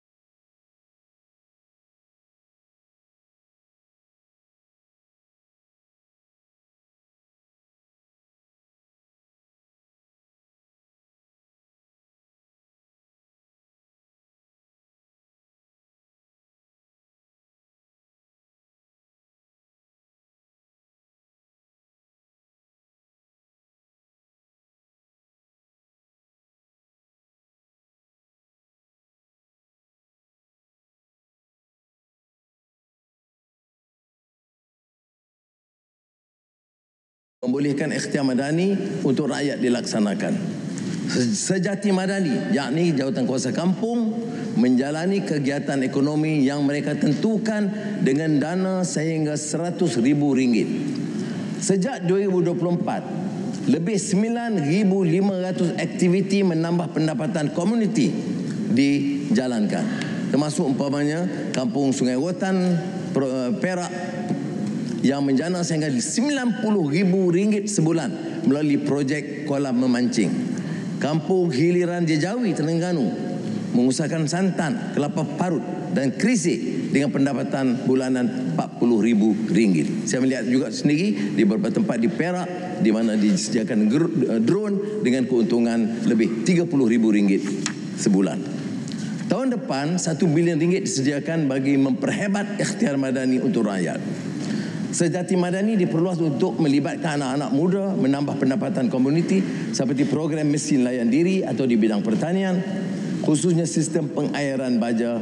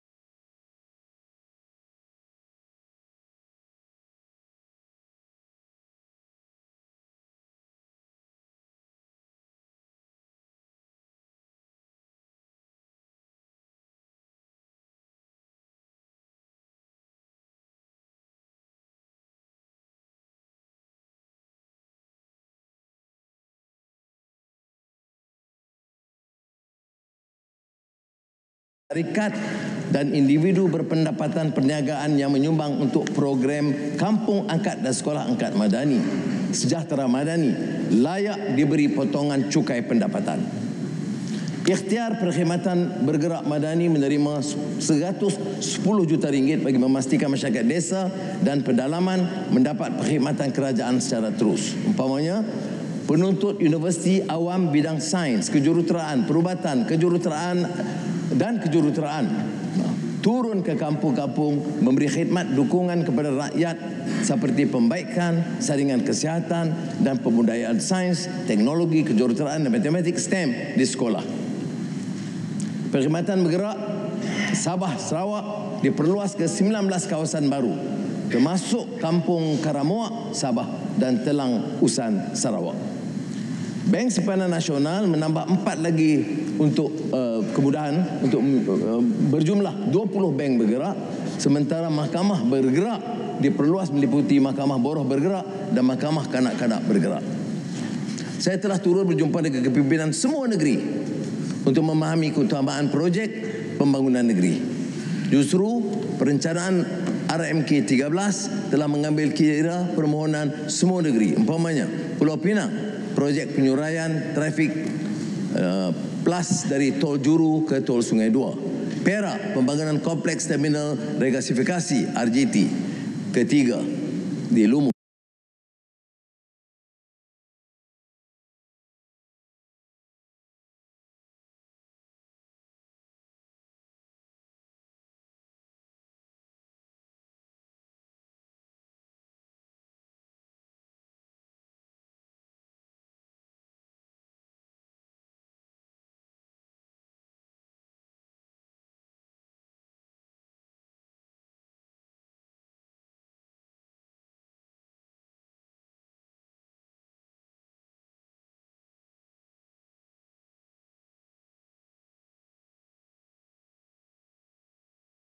Sabah dan Sarawak ditingkatkan kepada 600 juta ringgit.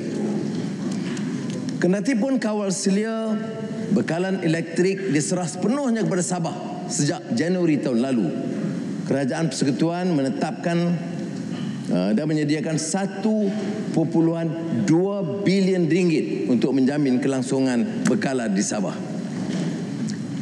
Saya melihat umpamanya insiden tanah runtuh di Penampang. 2 talian utama penghantaran elektrik voltan tinggi mengakibatkan gangguan bekalan kepada 230,000 pengguna pantai timur Sabah. Langkah segera diambil bagi memulih bekalan. Untuk kelangsungan jangka panjang, Kerajaan Persekutuan menyediakan pembiayaan 765 juta ringgit bagi projek talian penghantaran Southern Link. Sejak 2024, Kerajaan Persekutuan menjadikan pembiayaan 1 bilion ringgit untuk projek air Sabah 2024. Antaranya pemasangan paip di Tawau serta naik taraf paip usang di Kota Kinabalu, Penampang dan Putatan. Projek ini dalam fasa pelaksanaan dan dijangka siap insya-Allah tahun depan 2026. Lebuh Raya Sabah dan Sarawak, seperti kita tahu, 9 pakej Pen Borneo Sarawak siap sepenuhnya. Tahniah, dan telah dibuka untuk kegunaan rakyat. 4 pakej Pen Borneo Sabah fasa 1A telah siap. Tahun 2026, 1.67 bilion ringgit disediakan untuk Pen Borneo Sabah dilaksanakan mengikut jadual. Sarawak Sabah Link Road fasa 1 dijangka siap November 2026. SSLR 2 sedang dalam pembinaan dan dijangka siap pertengahan 2029. SST bagi projek Trans Borneo dikeluarkan seawal suku pertama 2026. Jajaran Red Line di Durin dan Salim Sibu Sarawak dinaik taraf dengan kos 350 juta ringgit. Keseluruhannya, kesemua projek pelaksanaan rakyat ini melibatkan kos yang mencecah 48 bilion ringgit. Untuk memastikan Sabah, Sarawak dan Semenanjung menikmati manfaat digital yang sebaiknya, sambungan kabel dasar laut Madani Salam dibangunkan oleh Suruhanjaya Komunikasi dan Multimedia sepanjang 3,190 km dengan kos 2 bilion ringgit. Ini melibatkan laluan dasar laut dari Serdili, Johor ke Kuching.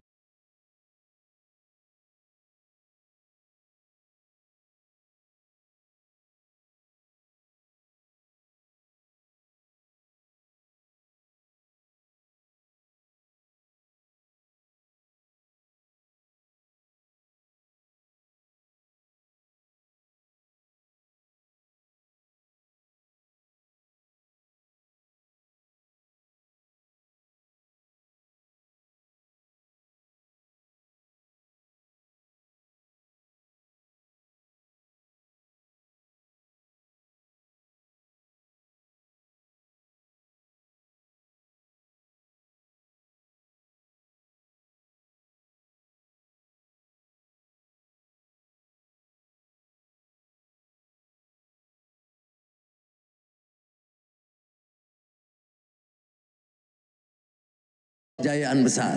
6 pejabat keluarga diluluskan dengan AUM hampir 400 juta ringgit dalam tempoh kurang setahun dan berada di landasan tepat mencapai 2 bilion ringgit AUM pada hujung 2026. Investor Pass diterajui oleh MIDA menyediakan kemudahan multiple entry visa sehingga 12 bulan kepada pelabur asing. Resident Pass Fast Track diteruskan untuk memastikan bakat yang dibawa masuk diuruskan dengan pantas, termasuk pengecualian syarat PAS penggajian 3 tahun. Selaras dengan Plan Induk Perindustrian Baru NIMP, Dana Pelaburan Bersama Strategik, Dana Pembangunan Industri NIMP, Dana Pinjaman Mudah Strategi Semikonduktor Nasional NSS dan Dana Pelaburan Khazanah dan Kumpulan Wang Persaraan KUAP disediakan berjumlah 1.3 bilion ringgit. GLIC melalui Gear Up meningkatkan pelaburan dalam negara kepada 30 bilion ringgit ketimbang 25 bilion ringgit.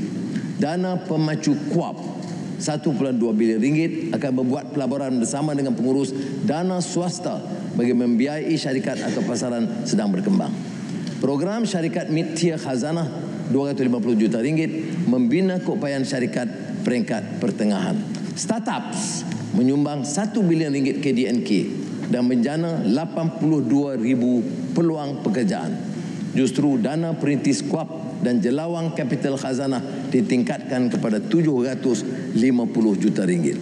Startup semikonduktor sering berdepan halangan kemasukan susulan kos prototype yang mahal. Malaysia melalui MTDC akan meluncurkan Semicon Start dengan kerjasama inkubator global. Sejak diperkenalkan, MyCIF menarik lebih 6 bilion ringgit modal ECF dan P2P di dalam PMKS. Tahun 2026, pembiayaan MyCIF diujur 150 juta ringgit untuk menyokong PMKS agar berkembang ke peringkat rantau dan global. MAHB diperkasa membuka ruang pelaburan lebih besar, memperkukuh kecekapan untuk lapangan terbang negara. Pembesaran lapangan terbang Sultan Azlan Shah Perak telah siap dan dalam proses pembesaran lapangan terbang Sultan Ismail Petra Kelantan. 2.3 bilion ringgit dilaporkan bagi pembangunan lapangan terbang di Pulau Pinang, Kota Kinabalu, Tawau dan Miri yang dijangka siap 2028. Projek inter-terminal transfer antara KLIA Terminal 1 dan Terminal 2 bakal dilaksanakan bagi meningkatkan ketersambungan penumpang sebagai satu lapangan terbang antarabangsa yang menyeluruh. Kerajaan Selangor bersama MAHB akan membangunkan Selangor Aeropark SAP di Sepang sebagai hub logistik dan kargo serantau. Bagi meneroka potensi nadir bumi sebagai sumber baru kepada negara, kerajaan akan menumpukan usaha membangunkan aktiviti hiliran termasuk melalui usaha sama antarabangsa yang diterajui khazanah. Malaysia menumpukan pembangunan ASEAN Power Grid bagi menghubungkan grid elektrik rentas sempadan ke negara jiran dan memperkukuh perdagangan tenaga serantau. TNB dan Petronas turut bekerjasama dengan rakan ASEAN bagi mempercepat projek Vietnam, Malaysia, Singapura menyalurkan tenaga boleh baru dan dari selatan Vietnam ke Malaysia dan Singapura. Usaha Kerajaan Persekutuan membangun Johor Singapore Special Economic Zone telah membina keyakinan pelabur terhadap Johor. Bagi separuh pertama 2025, JSSEZ merekodkan pelaburan diluluskan 37.1 bilion ringgit, 66% daripada keseluruhan pelaburan Johor. Maka JSSEZ meraih 29 bilion lagi komitmen pelaburan baru. Kerajaan tentunya menyokong pembangunan sempadan utara seperti 8 di zon ekonomi sempadan khas Bukit Kayu Hitam yang muncul sebagai hub pertumbuhan moden dengan pelaburan 2.7 bilion ringgit. Persana lain di sempadan ditambah baik. Umpamanya membina jalan baru Kalabakan, Sabah ke Simpang Garis Indonesia sepanjang 28 km, menaik taraf landasan kereta api Pasir Mas Ratau Panjang. Projek RTS Link beroperasi sepenuhnya 1 Januari 2027. Majlis TVET Negara akan memperkukuh ekosistem TVET termasuk cadangan penggubalan RUU TVET. Peruntukan TVET naik kepada 7.9 bilion ringgit atas desakan. Peluang pendidikan dan latihan TVET ditingkatkan khususnya dalam menyokong sektor berkeutamaan tinggi. Umpamanya Majlis TVET Negara, HRD Corp tentunya lebih tinggi dengan 3 bilion ringgit untuk latihan termasuk bidang digital dan teknologi. PTPK 650 juta ringgit. Giat Mara menawarkan latihan kepada 13,000 golongan tumpuan termasuk pekerja gig. College Community menyediakan program pembelajaran sepanjang hayat termasuk untuk komuniti rentan seperti OKU, warga emas, ibu tunggal dan orang asli. Kemudian institusi TVET turut dinaik taraf, umpamanya membina hangar baru di TEC Shah Alam bagi selenggara kapal terbang dan membina kompleks Teaching Shipyard TVET Marine di UMT untuk bidang maritim. Di samping itu, College Vocational baru akan dibangunkan di Sabah.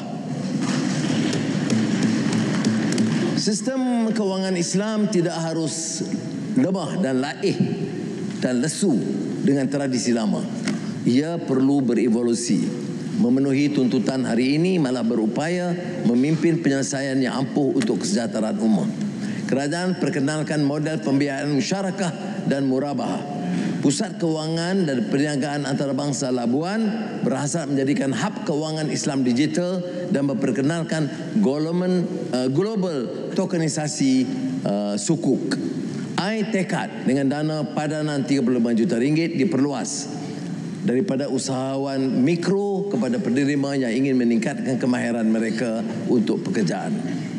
Kerajaan akan terus menyokong usaha membangunkan tanah wakaf seperti Uda Holdings Berhad yang menerajui projek Taman Wakaf Siti Aisyah Fasa 2 dan 3 serta Taman Sultan Salahuddin Fasa 1B dan 2B dengan nilai pelaburan hampir 250 juta ringgit.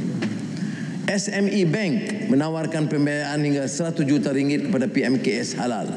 SJPP meningkatkan jumlah jaminan kerajaan bagi pembiayaan PKS halal sehingga 2 bilion ringgit ketimbang 1 bilion ringgit tahun lalu.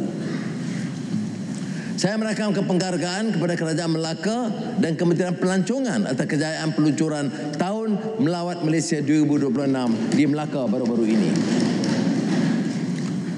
Kita punya tekad besar menarik 40 juta pelawat dan menjana pendapatan pelancongan 329 bilion ringgit. Satu anjakan yang menjanjikan limpahan ekonomi kepada peniaga kecil, usahawan pelancongan, pengusaha kraft serta rakyat seluruhnya. Arakian lebih 700 juta ringgit disediakan bagi merancangkan sektor pelancongan, terutama menjayakan kempen Tahun Melawat Malaysia 2026. Kemudian pelancongan dipulihara seperti di tapak UNESCO Taman Negara Gunung Mulu Sarawak, Lembah Lenggung Perak, Frame Forest Park Selangor yang baru diisytiharkan tahun ini. Produk geo pelancongan di Pulau Langkawi akan dibangunkan iaitu Kilim Kas Geo Forest Park, Trail Kembara Gua Selat Pancor dan Geo Trail Pendakian di Langkawi UNESCO Global Geopark. Kerajaan bercara menyediakan insentif cukai bagi sektor pelancongan dan kebudayaan bagi mengalakkan pengusaha pelancongan menambah baik premis dan menarik kehadiran pelancongan luar. Bagi menggalakkan rakyat melancong dalam negara, kena ramai yang merentas sempadan kerana ringgit bertambah kuat, maka kerajaan akan memberi pelepasan khas cukai pendapatan individu sehingga RM1,000 diberikan ke atas perbelanjaan bayaran fee kemasukan ke pusat pelancongan tempatan dan program budayaan tempatan. Kita bicara banyak tentang gig, tetapi bagaimana tentang pemandu teksi? Maka kerajaan bercadang pengecualian 100% duty excise dan pengecualian 100% cukai jualan kepada pemandu teksi atas pembelian kereta nasional baru Proton dan Pro 2 oleh pemilik teksi dan kereta sewa persendirian. Ikhtiar warisan Kuala Lumpur. Ini garapan berani membugar nadi kota yang tidak sekadar memelihara bangunan lama tetapi menghidupkan semula jiwa Kuala Lumpur sebagai pentas budaya, bangga dengan sejarah dan pemangkin ekonomi dan medan aspirasi rakyat. Pujangga Amerika Mark Twain menyesalkan kehebatan gedung-gedung yang hebat dan gagah tetapi gersang budayanya. Gersang budaya dia sebut sebagai bangunan yang hebat teknologinya tetapi culturally barren, ya. Maka sama dengan semangat ungkapan almarhum Tun Dr. Ismail, mantan Timbalan Perdana Menteri, ya, kita tidak hanya membina, memperbaiki dinding dan membina bumbung tanpa melupakan asas dan intipati sejarah dan budaya kita, ya. Yang ditekankan ialah semangat kota itu mesti hidup menurut almarhum Tun Dr. Ismail. Tan Sri Yang Bertuah, hampir 4 dekad yang lalu kerajaan telah berunding semula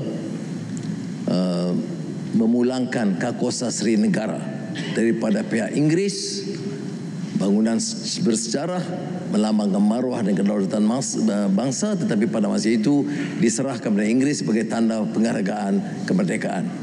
Alhamdulillah kembali kepada kita dan diperindahkan sebagai tanda kehebatan negara Malaysia yang merdeka, bermula dari bangunan Sultan Abdul Samad dengan sejarah dan budaya Kesultanan Melayu sepanjang Padang Merdeka, gelanggang reformasi dulu, sehingga stesen kereta api dan Kakosa Seri Negara. Itu semua dianggap sebagai warisan Kuala Lumpur. Jadi terima kasih kepada Khazanah, PNB, Petronas dan REC atas komitmen memelihara Kuala Lumpur sebagai bandara yang hebat, bandara yang berbudaya dan bandara yang bersejarah. Tan Sri Yang Bertuah, kita melangkau kepada perbincangan tentang keperluan pusat penjajah, peniaga dan gerai. Saya telah tekankan bahawa Dewan Bandaraya Kuala Lumpur harus lebih proaktif untuk memberi manfaat, termasuk menggunakan dana dalaman untuk membangunkan kemudahan asas rakyat. Lebih 85% rakyat menggunakan gerai atau memanfaatkan gerai, warung, restoran kecil. Sejumlah kecil sahaja yang ke restoran 5 bintang. Jadi perlu kita tingkatkan usaha, dan saya ucap terima kasih kerana bandaraya telah bersetuju menyediakan 500 juta ringgit bagi menambah baik kemudahan penjajah dan perumahan rakyat di Kuala Lumpur. Ini termasuk pusat penjajah, pasar serta medan selera, ya. Untuk menyelenggara bangunan, dan saya telah beritahu, ya, bila turun ke Pantai Dalam baru ini dan melihat kedudukan lift, harus ada tekad semua lift di Kuala Lumpur bawah milik Dewan Bandaraya diperbaiki segera. 60 juta ringgit ditambah lagi untuk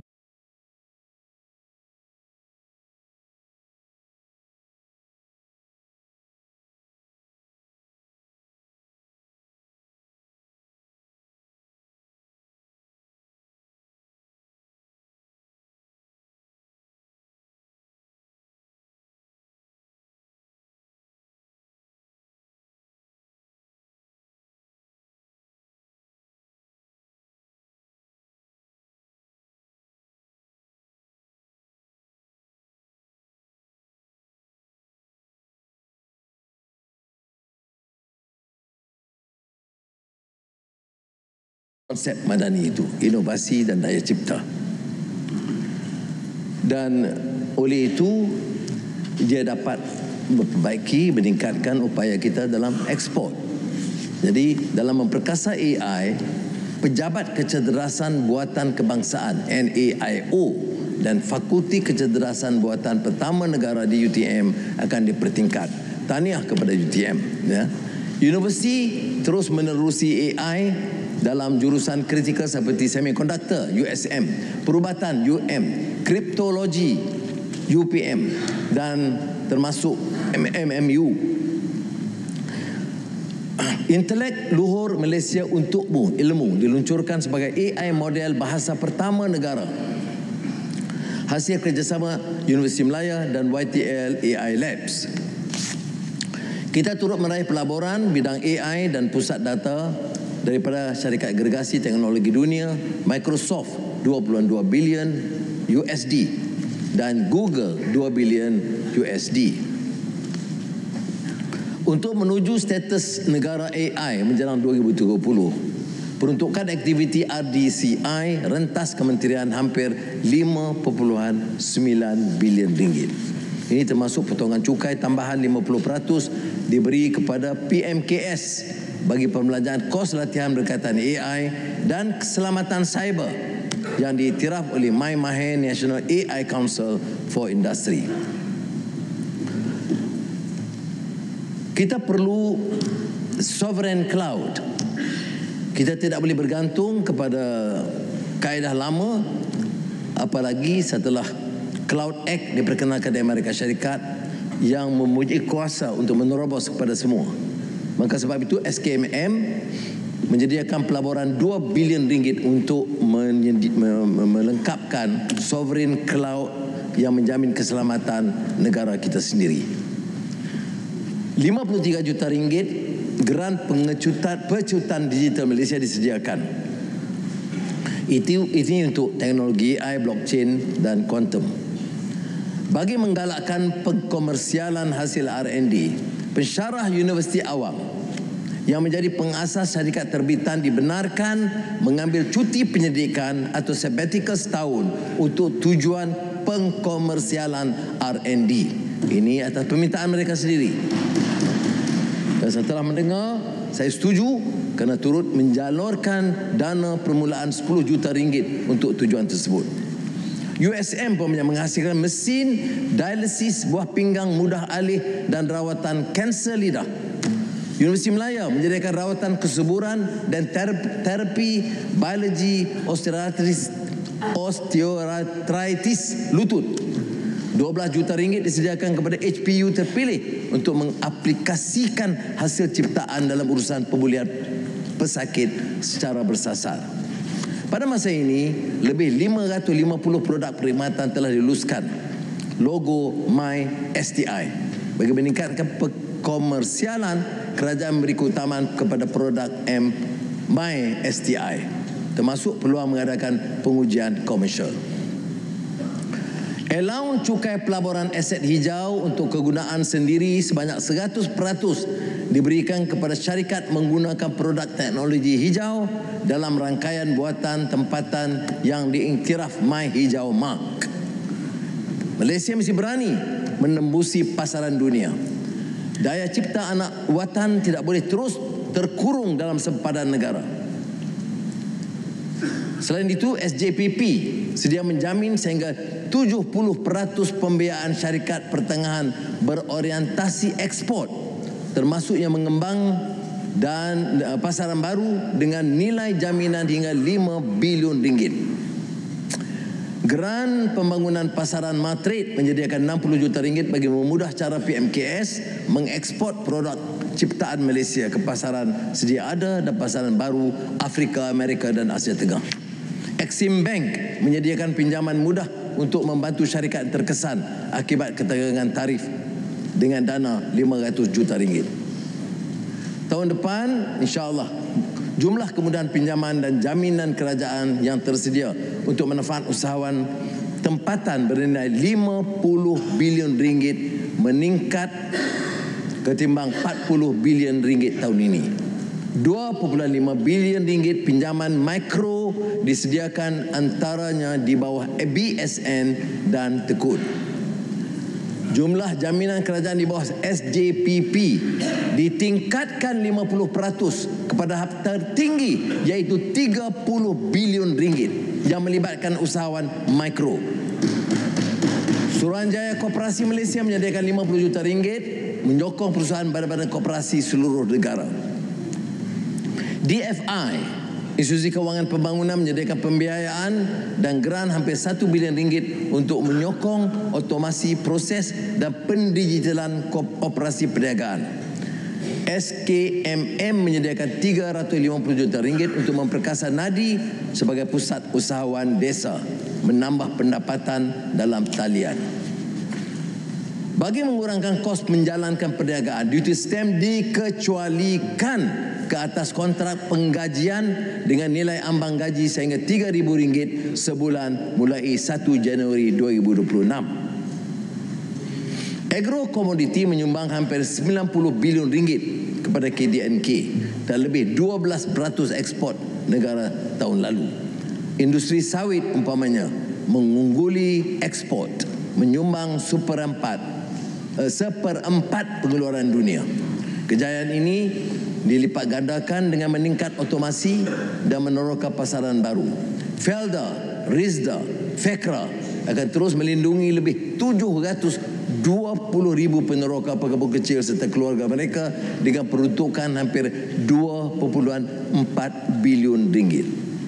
Kejayaan mengambil alih FGV untuk kembali bersama Felda membuktikan komitmen Madani mendengar denyut nadi warga peneroka dengan hasrat agar Felda kembali mengangkat martabat peneroka ke puncak kejayaan yang lebih tinggi. Syarikat Mula Niaga diberi peruntukan 20 juta mengeluarkan produk mekanisasi dan otomasi dengan kerjasama MPOB dan Syarikat Utama Sawit. Nasib pekebun kecil, getah, sawit, koko, lada dan kenaf dibela kerana mengtiraf usaha mereka, membanting tulang, mencari rezeki, maka ditambah peruntukan ke 120 juta ringgit.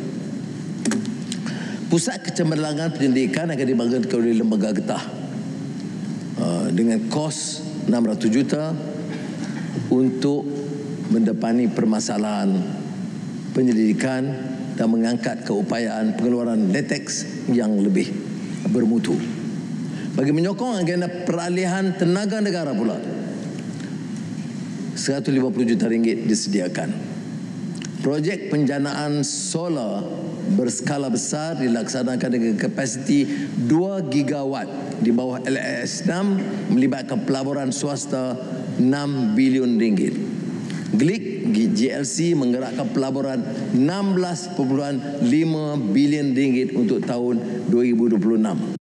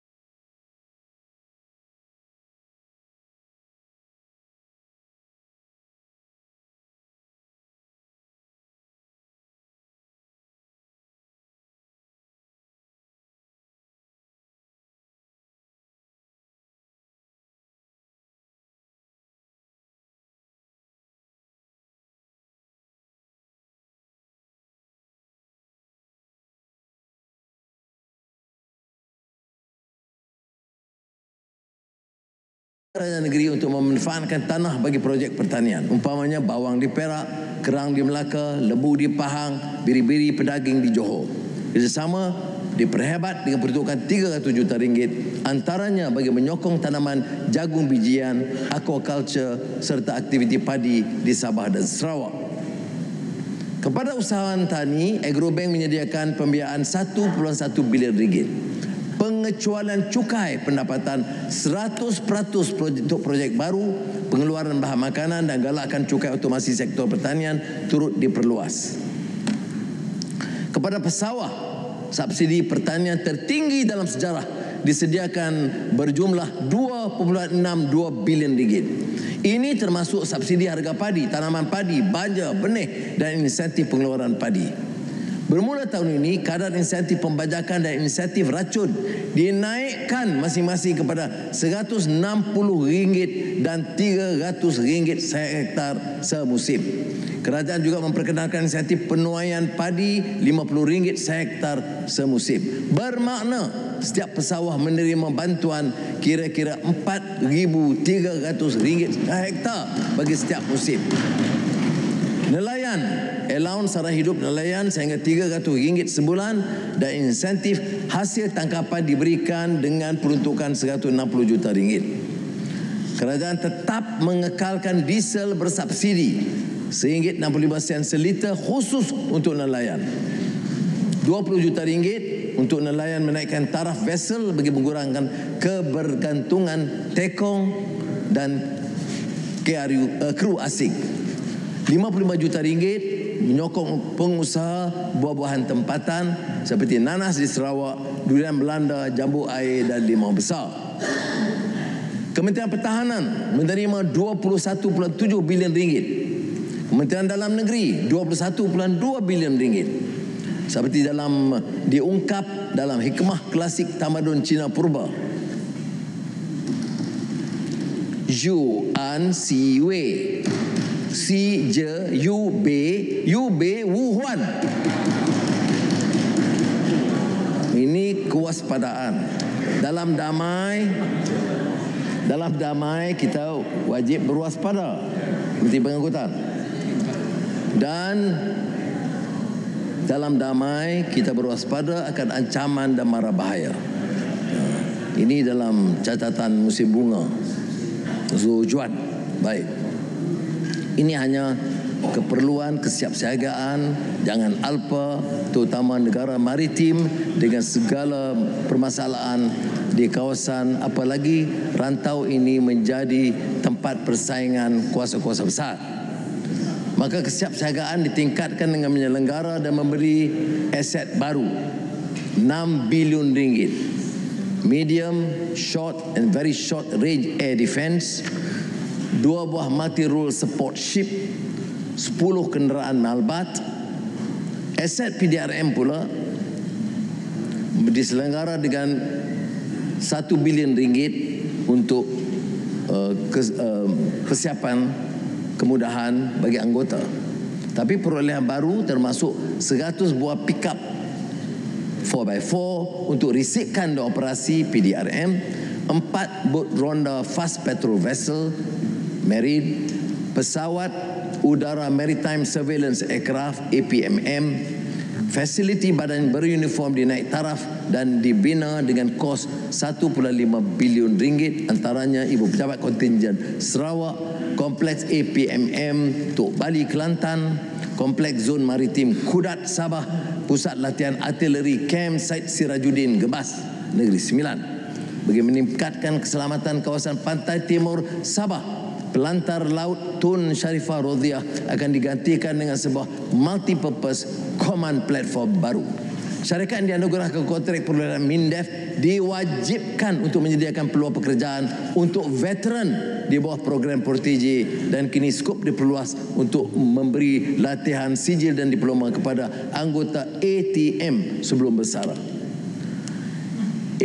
KPS telah menghalang masuk lebih 10,000 warga asing dan menyita barangan tidak sah. Bagi memenuhi 220 keperluan tenaga kerja KPS, keutamaan diberikan untuk melantik veteran tentera bagi kesiapsiagaan penuh. Tan Sri Ketua, buli ini jenayah senyap yang mesti didoktahkan. Sama ada di sekolah, universiti, tempat kerja, alam maya telah membunuh potensi, menanam trauma berpanjangan, malah sehingga meragut nyawa. Maka kita bersetuju membentangkan RUU Anti-Bully 2025 pada sesi mesyuarat ini juga. Terkait isu skam dan ancaman cyber, RUU jenayah cyber akan digubal bagi menangani jenayah cyber dengan lebih menyeluruh. Naksa menubuhkan pusat pembangunan keselamatan cyber dan kriptologi untuk melindungi kedaulatan digital negara. NSRC dikemudi secara langsung PDRM agar pengendalian kes penipuan kewangan lebih cekap dan pantas. Peranan D11 PDRM diperkasa dalam menangani jenayah seksual yang mengeksploitasi kanak-kanak di ruang cyber. Kita menghargai tindakan pantas NADMA menguruskan musibah banjir termasuk di Sabah baru-baru ini. Tanah runtuh juga yang merenggut nyawa. Maka langkah segera diambil membangun semula IPG kampus gaya yang rosak dan daif dengan kos 220 juta ringgit. Saya turut luluskan 30 juta ringgit projek tempatan banjir fasa kedua dan segera membina semula suatu blok sekolah yang terkesan banjir di Indanam, Sabah. Tahun depan, NADMA dengan dana 460 juta ringgit bersiap sedia mendepani bencana. Ini termasuk menambah kemudahan tandas di 10 pusat pemindahan sementara yang juga boleh dimanfaat murid sekolah pada bila-bila masa. Sebagai persediaan menghadapi banjir, Kerajaan Persekutuan membenarkan semua kerajaan negeri menggunakan dana maris bagi memperoleh jambatan panel keluli bermodular, Bailey Bridge, dan melaksanakan kerja-kerja pembesaran longkang dan parit. SKMM menyediakan 210 juta ringgit untuk membangunkan sistem amaran awal bagi memperkukuh kesiapsiagaan bencana dan krisis. 2.2 bilion ringgit disediakan untuk meneruskan 43 projek rancangan tempatan banjir mengikut jadual, termasuk 12 RTB baru yang akan dilaksanakan tahun depan, termasuk RTB Sungai Temin Bata, Kubang Pasu, Kedah, Lembangan Sungai Bersepadu, Sungai Moyok, Sabah, RTB Sungai Buaya, Kuala Nerus, Terengganu, RTB Sungai Caah, Segamat, Johor.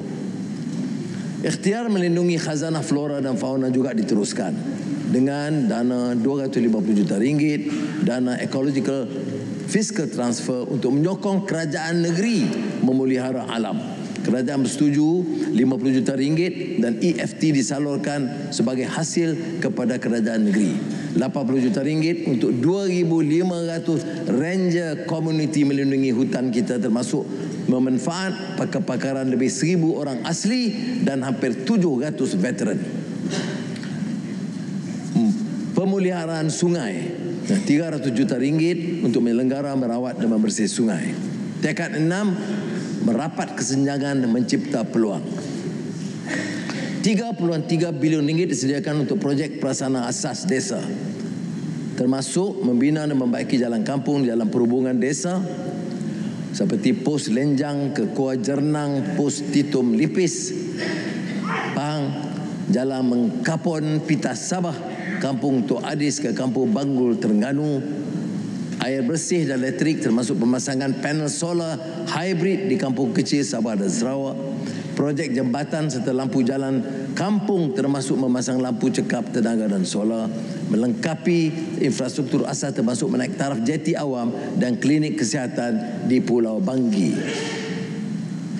Pengurusan aset air berhad melabur 13 bilion ringgit untuk 5 tahun untuk melaksanakan loji rawatan air Langat 2, loji rawatan air Macang, Sungai Karangan dan Sidam Kiri, Kedah. Non-revenue water kebangsaan diteruskan dengan kos 3 bilion ringgit. Menggantikan paip usang sepanjang lebih 820 km di Johor, Melaka, Negeri Sembilan, Kelantan, Pahang dan Selangor. 5G, 5G, kerajaan komited memastikan kedua-kedua rangkaian akan mencapai liputan 80% menjelang 2026 dan kemudahannya lebih meluas. Agenda ekonomi Bumi Putera dipacu dengan pendekatan lebih terangkum melalui Putera 35. GLIC dan GLC terus melabur untuk pembangunan ekonomi Bumi Putera sambil memacu pertumbuhan menyeluruh untuk semua. 40 juta ringgit bagi mempercepat peningkatan skala syarikat Bumi Putera berpotensi tinggi. Susulan penyatuan Equinas dan PHB di bawah Yayasan Pelaburan Bumi Putera, Equinas akan membangunkan syarikat pelaburannya sehingga dapat disenaraikan dan diambil alih oleh PNB. Manakala PHB memperkukuh pemilikan strategik Bumiputera dalam hartanah dan perniagaan utama. Kerajaan mengambil langkah yang belum pernah dilakukan sebelum ini dengan menambah tanah reserve Melayu seluas 50 ekar di bandar Malaysia. Sungai Besi. Petronas selaku pemilik tanah sedang merencana pelan pembangunan dan akan memulakan fasa pembangunan menjelang akhir 2026. Lapangan terbang Subang dan kawasan sekitar yang strategik untuk industri aeroangkasa. Projek pembesaran lapangan terbang dan kawasan sekitarnya telah diterajui oleh kerajaan dan GLC bagi memastikan kepentingan nasional dan penyertaan Bumiputera diutamakan. Peluang pendidikan Bumiputera diberi keutamaan dengan peruntukan keseluruhan MARA, Yayasan Peneraju dan UiTM sebanyak 6 bilion ringgit. Bagi menyokong kelangsungan usahawan Bumiputera juga 2.8 bilion ringgit khusus untuk kontraktor G1, G4 Bumiputera, 10 bilion ringgit nilai jaminan SJPP dikhususkan untuk Bumiputera. SME Bank menyediakan pinjaman 200 juta ringgit kepada PKS Bumiputera. Ini untuk menembusi pasaran ekspor. MARA 1 juta ringgit untuk menyokong pertumbuhan startups dalam sektor strategik. CIDB 10 juta bagi meningkatkan daya saing usaha Bumiputera, khususnya kontraktor muda. Venture Tech melabur ke dalam 31 syarikat ekonomi Bumiputera. Dan 9 telah menembusi pasaran global. 105 juta ringgit untuk Venture Tech meningkatkan pemilikan Ikuti Bumiputera dalam sektor teknologi tinggi. Tuan Yang Dipertua, setakat 1 Oktober, 45% syarikat senaraian awam memenuhi 30% ahli lembaga pengarah wanita. Yang pertama kali kita catat. Namun, masih terdapat 8 syarikat tiada ahli lembaga wanita. Ini memang syarikat kolot. Suruhanjaya Security akan meningkatkan usaha penyertaan wanita dalam kepimpinan urusan korporat. Bagi menyokong ibu bapa pekerja, pelepasan cukai pendapatan individu RM3,000 bagi perbelanjaan yuran taman asuhan atau taman didikan kanak-kanak sedia ada diperluas kepada pusat jagaan harian atau pusat transit berdaftar. Dan had umur dinaikkan daripada 6 hingga 12 tahun. Amanah ikhtiar rekod cemerlang terutama di kalangan wanita yang membayar hutang 99.97% membayar hutang. Lelaki kurang sikit. 2.9 bilion ringgit dana AIM ditawarkan untuk pembiayaan perniagaan. Bank Rakyat, BSN, MARA dan SME Bank menyediakan pembiayaan 270 juta ringgit bagi menyokong usahawan PMKS wanita. 5,000 ibu tunggal miskin yang memerlukan bantuan government dibantu untuk menyelesaikan masalah kes mahkamah seperti penceraian dan hak penjagaan. Anak muda diberi peluang mencipta dan menyumbang. Had umur belia kini ditetapkan kepada 15 hingga 30 tahun supaya penyertaan kalangan muda lebih terarah dan berkesan. 250 juta ringgit untuk melaksanakan program latihan khidmat negara 2026, termasuk memulakan PLKN secara rintis sebelum pelaksanaan penuh berikutnya. Bagi meningkatkan keboleh pasaran graduan, khazanah menyediakan 200 juta ringgit untuk memberi latihan sambil bekerja kepada 11,000 belia tanpa ijazah. MARA menyediakan hampir 30 juta ringgit untuk melatih anak Bumiputera dengan jaminan pekerjaan. BSN menyediakan 150 juta ringgit kepada usahawan belia yang berumur 30 tahun ke bawah. Kerajaan menanggung bayaran mendapatkan lesen motosikal kelas B2 bagi menyokong belia kurang mampu dalam perkhidmatan penghantaran. 40 juta ringgit untuk program rakan muda, terutama belia desa yang tercicir daripada pendidikan dan pekerjaan. Madani memastikan komuniti orang asli tidak terpinggir selari dengan prinsip Leave No One Behind di bawah SDG 2030. Peruntukan orang asli ditingkatkan kepada 412 juta ringgit, tidak termasuk peruntukan di bawah Bumi Putera. Kerajaan akan membentangkan pindaan Akta Orang Asli 1954 bagi memperkukuh hak dan kepentingan orang asli berkaitan tanah dan kebajikan. Maafun.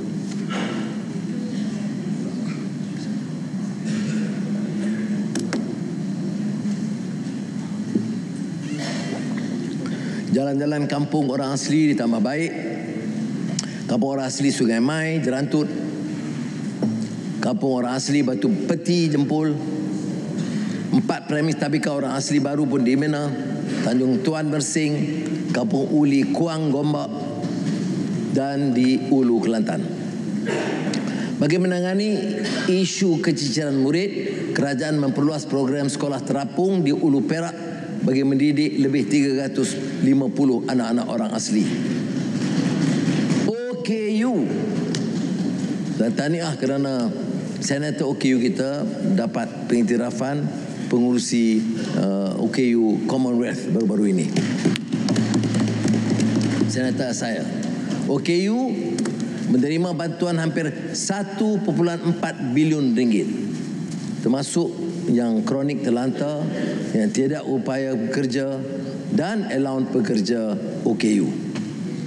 Operasi Pusat Perkhidmatan Autisme diperluas ke Labuan, Sabah dan Sarawak untuk manfaat 13,000 OKU autisme. Prasarana komited menyediakan 100 buah van mobility khas untuk memudahkan pergerakan golongan OKU. Terima kasih Prasarana. Bagi membantu ibu bapa dengan anak autisme atau ADHD, pelapasan cukai pendapatan individu untuk perbelanjaan rawatan dinaikkan daripada 6 kepada 10,000 ringgit. Sejak Mac 2023, pertama kali 200,000 rakyat bebas daripada belenggu bankrupt atau muflis. Maka dasar peluang kedua fast track diperkenalkan bagi membantu ibu bapa tunggal yang menanggung anak usahawan mikro dan terkesan krisis mangsa scam serta mangsa projek terbengkalai. 1,700 bekas banduan dan bekas penagih diberi latihan dan peluang kerjaya melalui PK. 3,000 bekas banduan wanita diberi insentif menjana pendapatan. Atas dasar kemanusiaan, kebajikan anak-anak kecil pelarian warga asing terus ditambah baik dengan pusat pengasingan khas dengan peruntukan 10 juta ringgit. Kerajaan memastikan sebarang penjimatan dan hasil tambahan diutamakan untuk menjamin kelangsungan hidup rakyat, terutama meringankan beban sara hidup. Hari ini kita bersyukur kepada Allah SWT kerana menyaksikan hasil nyata perjuangan buat pertama kali dalam sejarah kadar kemiskinan tegar negara menurun daripada 0.2% ke paras hampir sifar hanya 0.09% atau sekitar 7,000 isi rumah seluruh Malaysia. Ini pun kerana menggunakan kadar PGK makanan yang dinaikkan. Dia tidak guna jumlah dulu RM1,198, tapi kerana ditingkatkan RM1,236. InsyaAllah yang 7,000 itu dapat kita noktahkan sebelum akhir tahun ini. Peranan perusahaan sosial yang membantu terutama golongan rentan menambah pendapatan, melanjutkan permohonan pengecualian cukai sehingga 2028 seperti mana yang telah diumumkan. 120 juta ringgit geran padanan disediakan bersama Yayasan JLC di bawah GDRN dan NGO membantu komuniti merungkai permasalahan sosial dan menambah pendapatan. Walaupun angka-angka ekonomi ini nampak meyakinkan, Tan Sri, kerajaan akui kos sara hidup meningkatkan dan membebankan. Mengakui kejahatan tersebut, bantuan tunai rakyat akan ditambah. Tahun ini kerajaan menyediakan 13 bilion ringgit untuk STR dan SARA yang memanfaatkan 9 juta penerima. Bagi STR, bayaran sehingga fasa 3 telah dibuat bernilai 6 bilion ringgit. Sukacita diumumkan. Sempena perayaan Deepavali. Saudara-saudari, Deepavali Nal Valtukal. Bayaran STR fasa 4 2025 bernilai 2 bilion ringgit akan disalurkan mulai 18 Oktober ini. Kerajaan juga bersetuju menghormati Deepavali untuk meluluskan diskaun tol 50% untuk 2 hari sempena hari perayaan Deepavali. Kedam perkembangan illallah nejjatuk kota mai sandrok kani. Yo. Tapi makna dalam. Maknanya susah senang. Yang berhormat, silih berganti. Tetapi yang penting itu keteguhan hati nurani manusia. Itu yang dibaca tadi. Yang bunyinya susah tapi maknanya mendalam. Alhamdulillah, sara bulanan diterima baik rakyat dengan kadar penggunaan mencecah 98%. Ini kaedah bersasar yang memastikan sara diguna untuk membeli barang asas seperti makanan, ubat dan alat sekolah. Sara juga membantu 8,400 premis. Ini mesti dibetulkan kerana mengatakan premis terbatas. Tidak. Premis ini 8,400 termasuk 2,000 kedai runcit kecil. Saya sempat meninjau umpamanya kedai runcit Baling, Kedah. Melihat sendiri produk tempatan, kopi cap gantang, kicap lembu, belaga boleh dibeli melalui sara. Ini tentu boleh diperluaskan. Kedai runcit di desa dan kedai koperasi juga dilibatkan. Bagi tahun 2026, semua 9 juta penerima STR turut menerima sara sehingga RM100 setiap bulan atau RM1,200 setahun. Manakala 1 juta penerima STR di bawah kasih menerima sara sehingga RM200 sebulan atau RM2,400 setahun. Kategori bujang RM600 iaitu RM50 sebulan melalui sara. Kadar maksimum diterima isi rumah miskin ialah RM4,600 iaitu pendapatan bawah RM2,500 sebulan dengan 5 anak menerima STR RM2,200 dan sara RM2,400. 31 Ogos lalu, semua rakyat 18 tahun ke atas mendapat RM100 penghargaan sara. Lebih 70% telah dibelanjakan dan seperti mana janji, baki sara yang tidak dibelanjakan menjelang Disember akan diagih semula untuk rakyat, program rakyat miskin. Sukacita diumumkan, kerajaan sekali lagi akan memberikan RM100 sara kepada 22 juta rakyat Malaysia 18 tahun ke atas. Ini akan disalur pada pertengahan Februari yang boleh dimanfaatkan sempena persiapan Ramadan Karim dan sambutan Tahun Baru Cina. Terlalu awal untuk saya ucapkan Sin Nian Bian Pu, Sin Nian Hao, Nian Nian Hao. STR sara 2026 berjumlah RM15 bilion. Peningkatan ini 15 bilion. Ya. Tapi ini hasil penjimatan yang diarah dari penyasaran subsidi seperti diesel dan drone 95. Dia pulang balik kepada rakyat. Ada kalangan rakyat yang cenderung memantau program ekonomi dari sudut kaum. Ya, walaupun kita sedia maklum STR, SARA, SJKP, SJPP ini semua memberi manfaat kepada semua kaum, tetapi masih perlu diberi penekanan bagi yang masih gusar. Jadi saya nak sebut di sini untuk bantuan STR dan SARA, kaum Melayu meningkat ya, daripada 4.5 kepada 7.1 bilion ringgit untuk 2025. Bumi Putera Sabah dan Sarawak dapat 1.9 bilion ringgit. India, masyarakat India 1 bilion ringgit. Ya. Jadi janganlah bicara tentang satu projek tanpa melihat keseluruhannya. Saya sentuh tadi SJKP, jaminan kerajaan untuk pinjaman rumah. Bumiputra 12.3 bilion ringgit untuk 23 dan 24.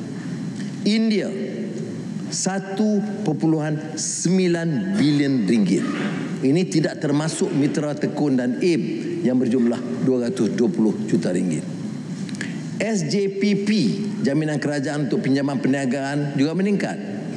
PKS China untuk 2023 13.4 bilion ringgit. 2024 13.9 bilion ringgit. Maknanya lebih 75% daripada jumlah SJPP. Saya sebut perkara ini supaya dalam segala perbincangan kita, yang berhormat, lihat secara menyeluruh. Kerana kalau kita pilih satu aspek akan menunjukkan ada perbezaan. Tapi kalau kita lihat keseluruhannya, kita lihat dasar kita yang lebih menyeluruh dan adil. Bantuan JKM terus disalurkan kepada lebih 560,000 penerima dengan peruntukan 3.1 bilion ringgit. Tahun depan 1 bilion ringgit untuk menangani kos sara hidup termasuk 600 juta ringgit bagi meningkatkan program payung rahmah di semua kawasan DUN di seluruh negara. Untuk rakyat pedalaman Sabah dan Sarawak 250 juta ringgit bagi menanggung kos pengedaran barang asas di kawasan seperti Kawayoi, Kena Batangan, Sabah dan Nangga Segeris di Sibu, Sarawak. Bagi mengalahkan caruman KWSP, pekerja gig, e-hailing dan p-hailing akan diberi insentif caruman padanan sehingga RM600 setahun atau RM6,000 seumur hidup di bawah skim Aisaraan Plus. Akta Pekerja Gig 2025 mewajibkan caruman perkeso untuk pekerja gig. Kerajaan bersetuju menanggung sehingga 70% caruman skim keselamatan sosial pekerja sendiri bagi sektor yang belum dimandatorikan. Ini satu keputusan yang besar oleh Kerajaan Madani. Tan Sri Ketua pencari kerja atau graduan baru yang menerima tawaran kerja yang baru berpindah. Dia tinggal umpamanya di Sandakan, dia kerja di Kota Kinabalu. Maka kita beri insentif bernilai sehingga RM1,000 daripada perkeso. Ini belum saya dengar dalam sejarah. Duduk di Bukit Pentajam, kerja di Kuala Lumpur, dapat RM1,000 untuk persiapan. Kepada kaum ibu, umur kelahiran aisuri dinaikkan kepada 60 tahun selari dengan usia persaraan minimum. Perkeso akan melengkapkan pusat rehabilitasi di Melaka, Perak, Terengganu dan terbaru di Pulau Pinang dengan pusat berkapasiti 2,050 katil. Perkeso juga akan menaikkan kadar maksimum RM170 ketimbang RM150 bagi setiap rawatan hemodialisis dengan implikasi tambahan RM52 juta setahun. Kita menuju negara tua menjelang 2043. Persediaan mesti dimulakan sekarang bagi menjamin kesejahteraan warga emas sambil memperkukuh ekonomi penjagaan. Maka rangka tindakan penuaan kebangsaan 2025-2045 akan digubal sebagai panduan strategik menyeluruh. Untuk warga emas ditingkatkan peruntukan kepada 1.26 bilion ringgit yang melibatkan 180,000 abang-abang, kakak-kakak, ibu bapa kita di kalangan warga emas. Antaranya wang saku, bantuan sosioekonomi dan pusat aktiviti. Dari Tan Sri Ketua, KPWKM membangunkan piawaian nasional sektor penjagaan dan menawarkan kursus TVET bagi care workers. KUAP menyediakan RM300 juta untuk merintis projek rumah warga emas mandiri. Dimulakan dengan projek awal di Tanah Wakaf di Kuala Batas dengan kerjasama Majlis Agama Islam Pulau Pinang. Potensi serupa akan diteliti untuk di kawasan-kawasan lain. Potongan cukai 2 kali bagi syarikat yang menajar latihan OKU akan diperluas. Untuk program latihan care worker atau pekerjaan jagaan yang diiktiraf oleh kementerian. Kesihatan diperuntukkan 46.5 bilion ringgit. Jadi ini suatu peruntukan yang besar, merungkai beberapa permasalahan utama sektor kesihatan. Pertama, semua hospital dan klinik kerajaan akan diselenggara dan dibaik pulih dengan peruntukan 1.2 bilion ringgit. Wad-wad hospital daerah seluruh negara dinaik taraf dengan peruntukan 100 juta ringgit. Peralatan perubatan lapuk akan diganti untuk disiplin baru 755 juta ringgit. SKMM bantu menyediakan 650 juta ringgit untuk meningkatkan ketersambungan internet di hospital awam, klinik kesihatan. Kerjasama bagi menyumbat luar pesakit ke hospital tentera, universiti dan swasta 140 juta ringgit. Klinik kesihatan turut diperkasa 30 juta ringgit.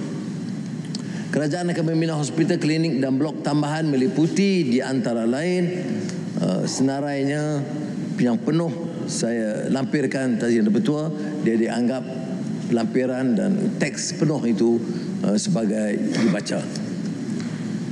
Ini hospital Sultan Aminah dan beberapa yang disenaraikan. Inflasi perubatan membebankan rakyat.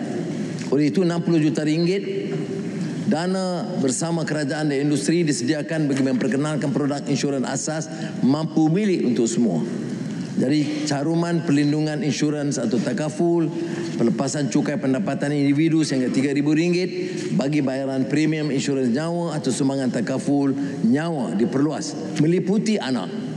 Pengecualian duty stamp ke atas polisi insurans atau sijil takaful dilanjutkan sehingga 2028. Hospital swasta dia benar menubuhkan tabung kebajikan hospital.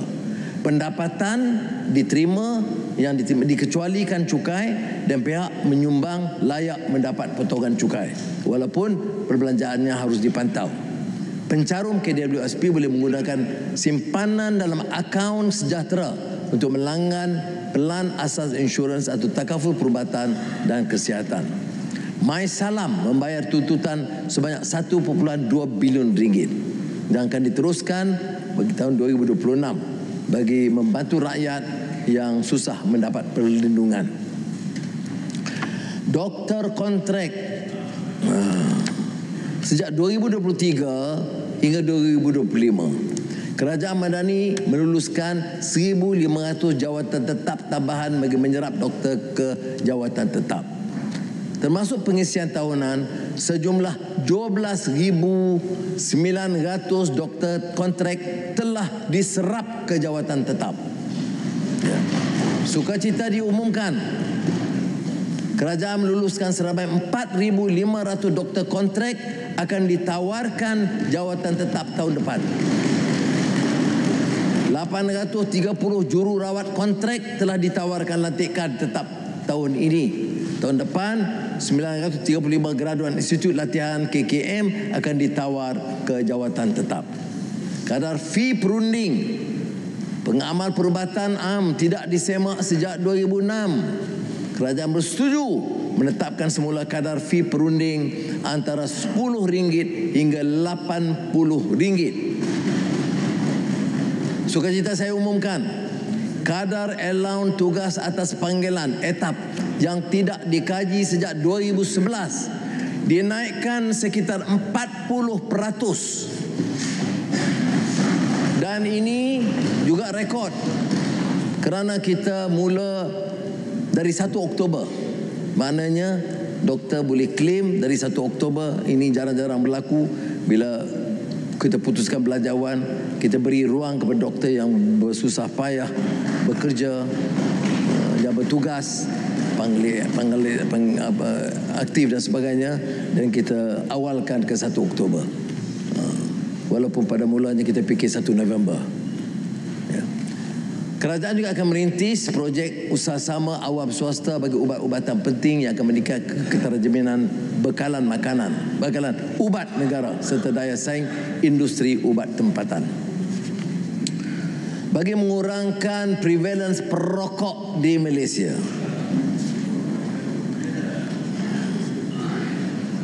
kadar duty excise ke atas produk rokok dinaikkan berkuat kuasa mulai 1 November 2025. Rokok naik 2 sen saja sebatang. Sigar, cerut, cigarilos, tak apa ni, naik RM40 per kilogram. Produk heated tobacco, ada heated tobacco, naik RM20 per kilogram kandungan tembakau. Tan Sri Speaker, saya maklumkan ni, saya tidak sangat arif. Bagi mengurangkan akses kepada minuman beralkohol dan menggalakkan gaya hidup sihat dan memandu cermat, kerajaan bersetuju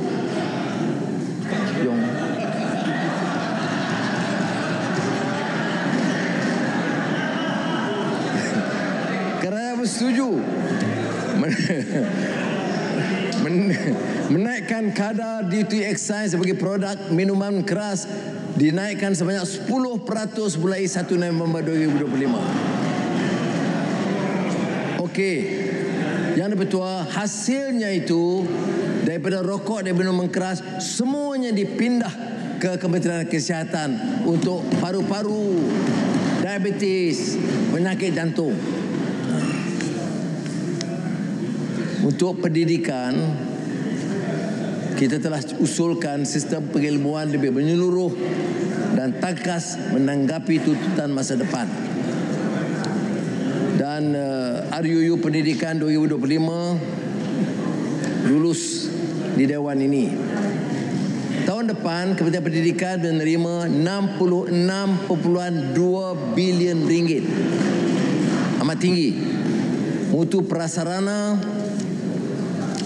sekolah kekal menjadi keutamaan kerajaan Madani. RM2 bilion bagi menaik taraf lebih 520 sekolah daif, khususnya di Sabah dan Sarawak, selain membaik pulih dan menyelenggara semua jenis sekolah, termasuk satu sekolah Cina dan Tabil yang daif.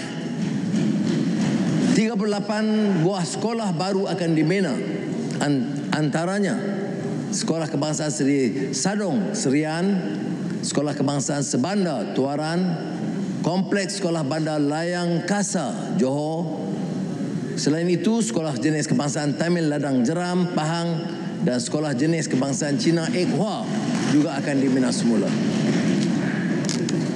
Ini untuk perbaiki dan meningkatkan keupayaan termasuk sekolah sedia ada. Pembinaan bilik darjah tambahan melalui kaedah IBS itu akan dipercepatkan. RM100 juta disediakan bagi membina bilik darjah tambahan di lebih 100 sekolah berkepadatan tinggi. 350 buah kelas prasekolah dibangun dan sedia ada dengan peruntukan RM100 juta. Anak-anak yang susah mendapat pelajaran demi masa depan lebih baik diberikan keutamaan. RM150 juta beasiswa kecil persekutuan. RM870 juta rancangan makanan tambahan untuk membekal makanan berkhasiat kepada 870,000 murid. Bantuan persekolahan diberi kepada murid miskin sehingga tingkatan 3. Kita perluas sehingga tingkatan 5 dengan peruntukan RM180 juta. RM150 bantuan awal persekolahan disediakan. Mulai 2026, Dalil Yang Muhammad, penyaluran bantuan akan dibuat di sekolah dan tidak dimasuk ke akaun ibu bapa. Ini bagi memastikan hubungan baik ibu bapa dengan sekolah dan guru supaya mendapat pahaman dan pendidikan lebih baik kepada anak-anak. Selari dengan tuntutan literasi digital, televisyen pintar akan dibekalkan kepada 10,800 kelas prasekolah, taska dan tabika seluruh negara. Isu keciciran pendidikan ditangani melalui program Anak Kita dengan kerjasama Yayasan Hasanah. 115 juta ringgit disediakan bagi membekalkan guru dengan latihan persediaan kurikulum 2027 dan latihan pedagogi STEM. Kepada ibu bapa yang cekal membesarkan anak-anak istimewa, kerajaan berikrar untuk terus membela kebajikan dan pendidikan anak-anak istimewa. 2 sekolah pendidikan khas baru dibina, SMK Pendidikan Khas Kota Damansara, SMK Pendidikan Khas Pasir Mas, Kelantan. 150,000 murid OKU menerima allowance RM150 sebulan. Kemudian sekolah dan peralatan ditambah baik supaya mesra OKU. Kementerian Pendidikan Tinggi menerima RM18.6 bilion, 400 juta ringgit untuk menyelenggara prasarana dan mengganti peralatan usang. Tiada anak muda harus terhenti cita-cita kerana kekangan kewangan. GLIC membutuhkan RM4.4 bilion untuk beasiswa bersama kerajaan, RM44 bilion beasiswa pinjaman. Sementara itu, pihak swasta diberi insentif potongan cukai 2 kali ke atas perbelanjaan beasiswa kepada pelajar berkelayakan. Program celik Madani PNB diteruskan dengan pemberian pelaburan awal RM50 dalam ASP atau ASM kepada 200,000 pelajar. Dapur Madani yang dulunya food bank dan segala macam dilaksanakan untuk mengusahakan bantuan makanan kepada mahasiswa susah melalui CSR sektor swasta. Program mahasiswa job on campus diperkenalkan dan ditingkatkan, khususnya bagi mahasiswa yang susah. Universiti juga sedang berdepan dengan krisis penginapan. Sebagai langkah awal, KWSP dan Universiti Malaya akan merintis kerjasama membina 1,000 unit residensi di Universiti Malaya. PTPTN lahir tentunya dari iltizam mengeluarkan anak bangsa dari kancah kemiskinan melalui pendidikan. Sukacita saya umumkan, mulai tahun 2026, bagi keluarga miskin iaitu pendapatan isi rumah kurang dari RM2,705, kerajaan memberikan pendidikan percuma PTPTN. Ya. Ini satu permulaan yang berani yang belum difikirkan dulu. Tan Sri Yang Di-Pertua, kita harap ini dapat ditingkatkan mengikut keupayaan keuangan negara berikutnya. Kerajaan juga bersetuju mengecualikan bayaran balik PTPTN kepada semua mahasiswa yang peroleh ijazah sarjana muda kepujian kelas pertama di PTA dari keluarga pendapatan rendah dan menengah. Ini memanfaatkan sekitar 6,000 peminjam. Kerajaan juga akan mengenakan sekatan perjalanan ke luar negara kepada peminjam yang mampu bayar dan bekerja di luar negara. Ya, ada yang bekerja di luar negara yang pendapatan tinggi tapi culas membuat bayaran balik. Kerajaan juga prihatin kepada kegusaran ramai pelajar cemerlang, terutama lulusan STPM untuk mendapat tempat di IPT terpilih. Dengan itu, kerajaan mengumumkan untuk menambah 1,500 lagi unjuran tempat bagi ijazah sarjana muda dari 10 bidang pengajian di 5 universiti pendidikan, antaranya undang-undang, perakaunan, ekonomi, perbankan, keuangan Islam, AI serta bahasa. Bagi memperkasa bidang perubatan, 2 projek awam swasta iaitu pembangunan Teknopolis Kesihatan UKM serta Universiti Malaya Health Metropolis untuk membangunkan hospital di Petaling Jaya dengan kerjasama Kerajaan Negeri Selangor. Hospital pengajar Universiti Awam menubuhkan tabung endowment dan diberi pengecualian cukai pendapatan. Dalam bidang aeronautik diperkasa dengan peruntukan 16 juta. UNEMAP membangunkan airspace sandbox di Sungai Batu Pahat, Perlis. UTHM, Universiti Pertama Asia Tenggara dengan lapangan terbang akan menyokong sektor penerbangan maritim dan melahirkan juruterbang amfibia tempatan. Kepada pengguna pengangkutan awam, perkhidmatan bas henti-henti termasuk menambah laluan baru dan bas tambahan di Johor Bahru. Walaupun perkhidmatan udara luar bandar diserah kepada Kerajaan Sarawak, Kerajaan Madani tetap menyediakan 209 juta ringgit untuk maksud tersebut. KTMB diberikan secara percuma kemudahan kepada komuniti OKU, murid sekolah dan anak-anak 6 tahun, di bawah 6 tahun. ETS mula beroperasi ke stesen Keluang Ogos lalu. Fasa akhir ke Johor Bahru Central dijangka siap akhir 2025. LRT 3 dijangka beroperasi akhir 2025. Ini menghubungkan bandar utama Damansara ke Johan Setia, Kelang yang mampu membawa lebih 6,200 penumpang setiap jam.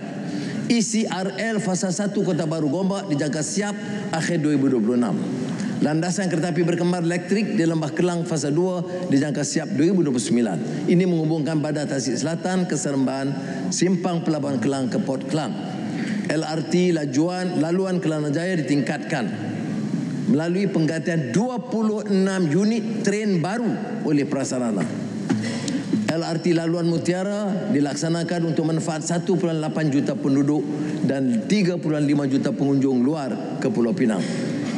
Kita tentunya duka cita atas tragedi demi tragedi meragut nyawa di jalan raya. Kemalangan bas di UPSI, pelajar UPSI, nahas bas pelancong air hitam, kemalangan truk anggota polis Teluk Intan, hinggalah insiden lori di Plaza Tol Bukit Kajang baru-baru ini.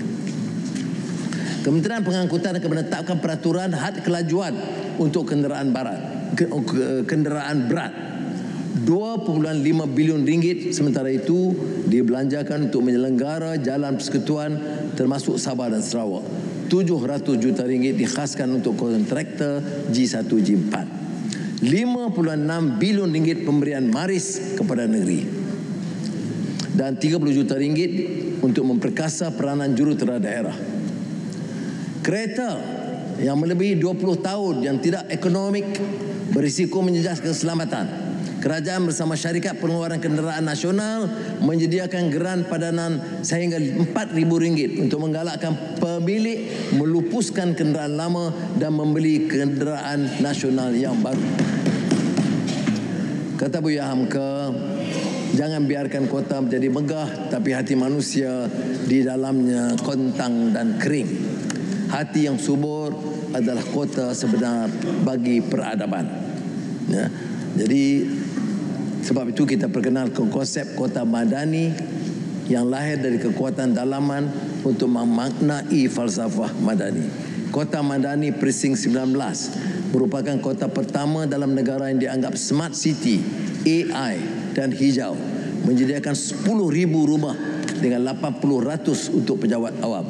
80% untuk pejabat awam. Sekolah vertikal mengoptimum sumber di kawasan kepadatan tinggi, sekolah perumahan dan perumahan di bangunan yang sama.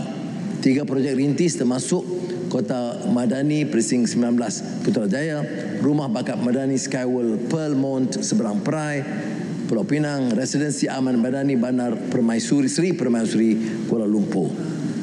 Program residensi rakyat dan rumah mesra rakyat itu ditingkatkan dan sebilangan projek siap tahun depan untuk manfaat 33,000 penghuni, antaranya PRR Air Lanas Jeli Kelantan dan PRR Masai Johor.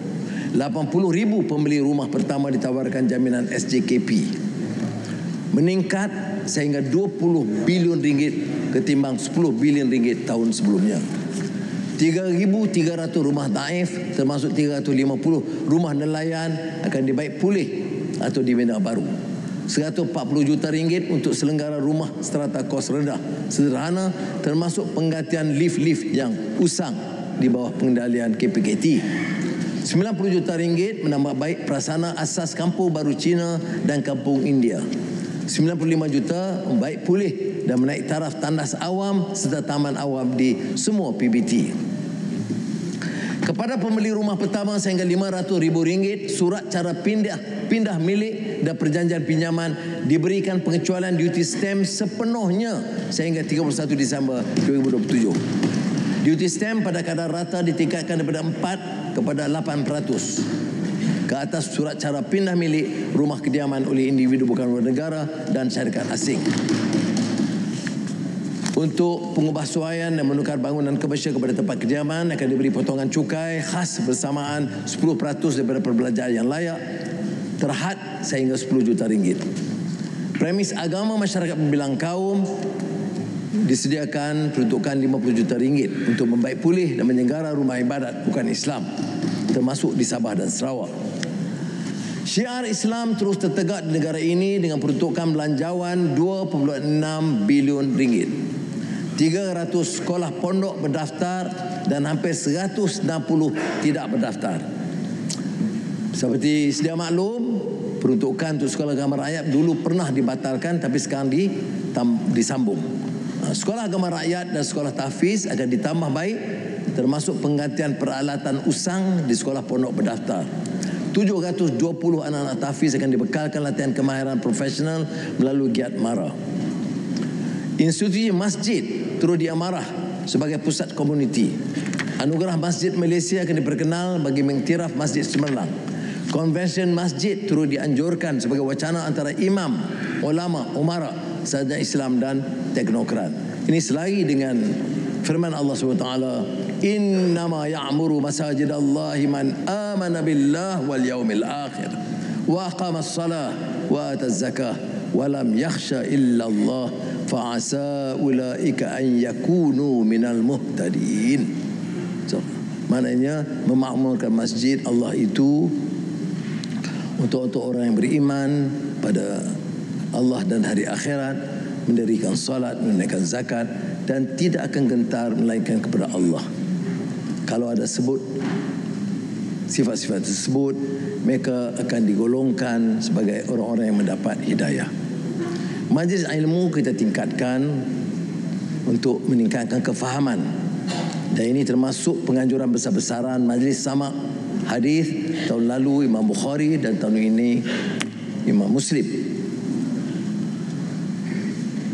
Usaha Malaysia melalui Yayasan Restu dan Jakim untuk mencetak 1 juta naskah Al-Quran ke dalam 30 bahasa utama dunia mendapat sambutan yang amat positif. Kerajaan turut perkenalkan Mushaf Madani sebagai sebahagian program tadabbur Al-Quran di peringkat kebangsaan. Kerja-kerja akan bermula untuk membangunkan kompleks Madinatul Quran di Putrajaya. Had pengeluaran KWSP pula, tajuk lain yang dari sini betul. Untuk tujuan menunaikan haji ditingkatkan kepada RM10,000 ketimbang RM3,000 sekarang. Untuk penyawat awam, pengeluaran awal GCR diperluas bagi tujuan menunaikan haji terhad kepada penembusan RM10,000. Perpaduan ini dengan semangat segulai sejalai wajib dipertahankan. Percikan api untuk menanam bibit kebencian harus dikawal dan dihentikan. Di samping itu, mengukuh tradisi kesenian, tata susila dan perpaduan nasional ke arah peradaban negara bangsa diperkenalkan melalui 2 modul falsafah dan cabaran semasa serta aspirasi negara bangsa. Dan dana diperuntukkan untuk memperbanyakkan program perpaduan dan identiti kebangsaan. 3 pusat aktiviti perpaduan baru dibina: Kompleks Perpaduan Bukit Besar Kuala Terengganu, Pusat Aktiviti Perpaduan Bandar Seri Iskandar Perak dan Miri Sarawak. Dalam sorak-sorai di stadium dan di kedai mamak, tidak dimungkiri bahawa sukan ialah wahana membina jati diri bangsa. RM30 juta geran padanan disediakan untuk menyokong persatuan dan NGO mengadakan program sukan rakyat, termasuk manfaat peranan rukun tetangga Madani sebagai jambatan yang menggerakkan aktiviti kekeluargaan dan kejiranan. Sambutan Hari Kebangsaan tahun ini lebih meriah apabila gandingan Chen Tang Ji To Iwe serta Pelitan Tina Moralitaran melakar sejarah beregu campuran dan wanita pertama yang meraih kejohanan badminton dunia. Kita juga bawa pulang 25 emas, 16 perak, 11 gangsa dan dinobat selaku juara keseluruhan Sukan Si Pekak 2025. Terbaru, Datuk Latif Romli sekali lagi memecah rekod sendiri dan meraih emas dalam acara lompat jauh di kejohanan olahraga para dunia. Jadi kita harus di kesempatan ini juga memberikan dukungan kepada sukan dan olahraga negara.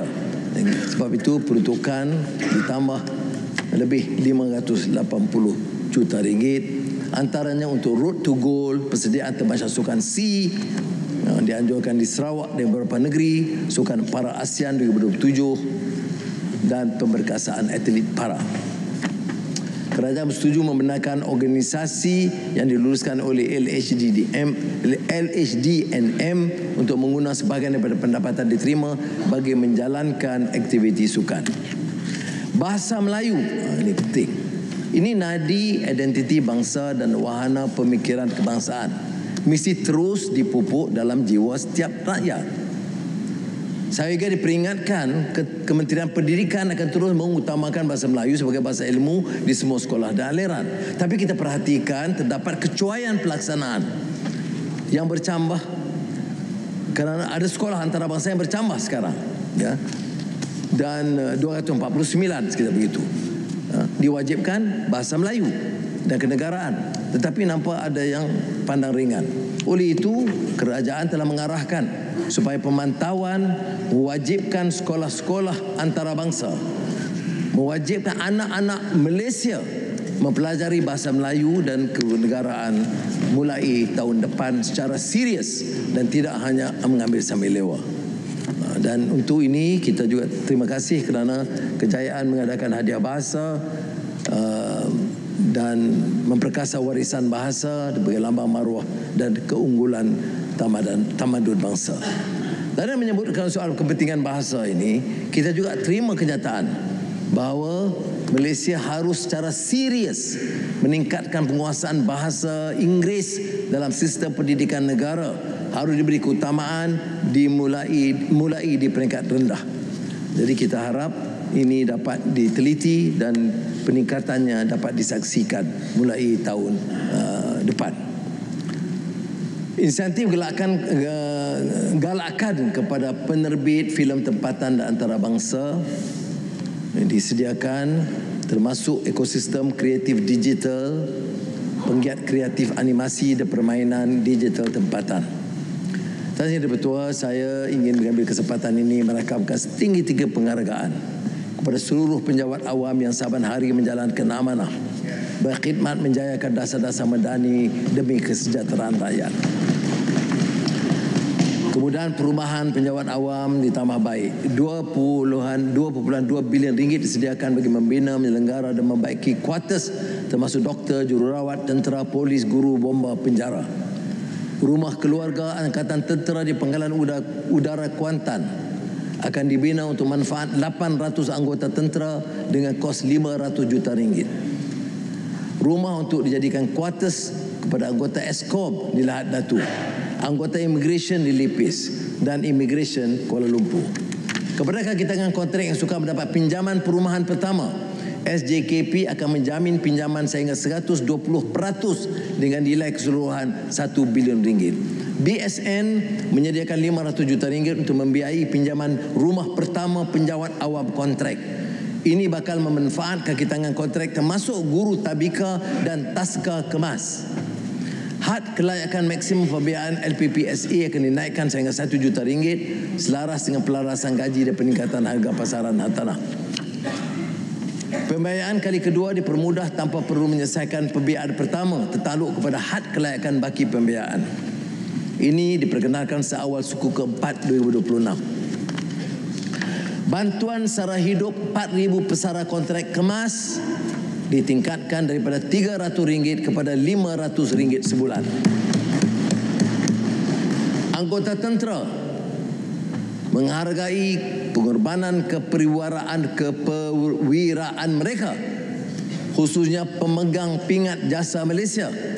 Kerajaan bersetuju memberikan bayaran khas kepada kepada hampir 120,000 pemegang pingat jasa Malaysia, RM500 dengan peruntukan RM60 juta. Kerajaan akan menyediakan allowance sara hidup RM900 kepada penerima hadiah latihan persekutuan separa beasiswa mulai 2026. Kali terakhir gaji hakim dinaikkan ialah pada tahun 2015. Hakim-hakim tidak menerima kenaikan gaji tahunan seperti skim lain. Mereka juga tidak diizinkan untuk memegang jawatan dan perniagaan secara terbuka atau senyap. Atas kesedaran itu, sistem badan kehakiman yang pernah dianggap tercalar dulunya, tapi kita harus berbangga dengan kerana tekad badan kehakiman sekarang ke arah lebih berwibawa, lebih integriti dan bebas.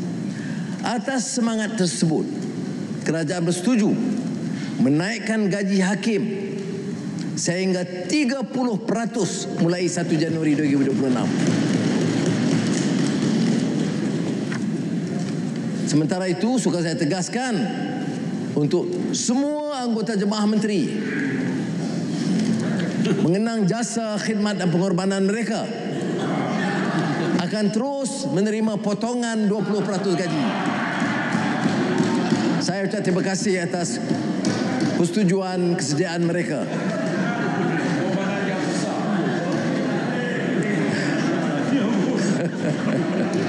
Susulan perstrukturan semula gaji penjawat awam SSPA fasa 2 akan berkuat kuasa mulai Januari 2026.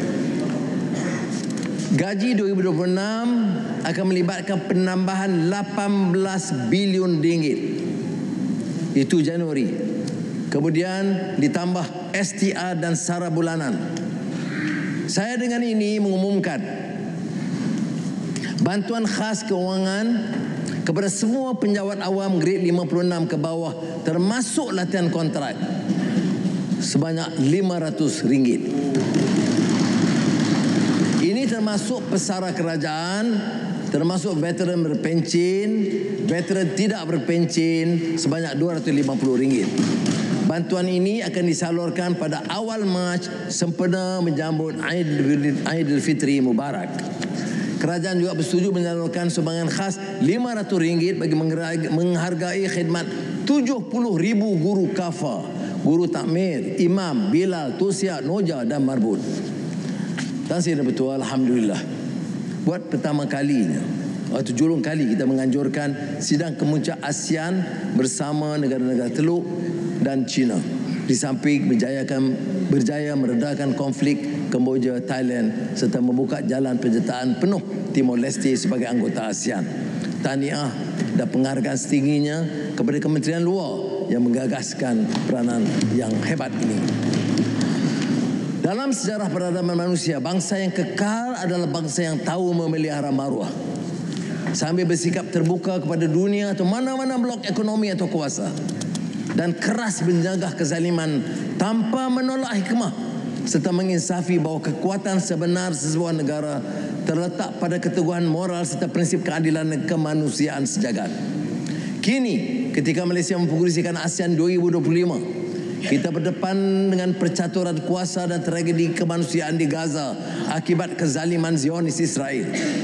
Terkini, Malaysia menyambut baik dan menaruh harapan terhadap usaha damai terajui Amerika Syarikat bersama Mesir dan Qatar bagi memastikan ruringan antara Hamas dan Israel membuahkan hasil yang menjamin kebebasan serta kemerdekaan rakyat Palestin. Parlimen Malaysia juga merakamkan penghargaan setinggi-tinggi atas usaha murni para sukarelawan yang menunjukkan kecekalan membelah samudera melalui ikhtiar sumut Nusantara Flotilla yang pastinya telah mencelikkan dunia tentang keperluan mengangkat nilai kemanusiaan dan menegak keadilan. Tasir Bertua, Alili Muhammad, dunia menuntut keberanian moral dan kebijaksanaan diplomasi untuk membina ufuk baru yang menjanjikan keamanan, keadilan dan kemanusiaan sejagat. Madah pujangga Muhammad bin Saleh, jikalau akarku berangkak ke tanah ini, akan lainlah buahnya nanti. Getahnya akan jadi aneh, kental atau beku, atau mengalir melawan arus. Saya ingin memaklumkan teks sahih sepenuhnya boleh diedarkan dan saya mohon mencadangkan. Wassalamualaikum warahmatullahi wabarakatuh.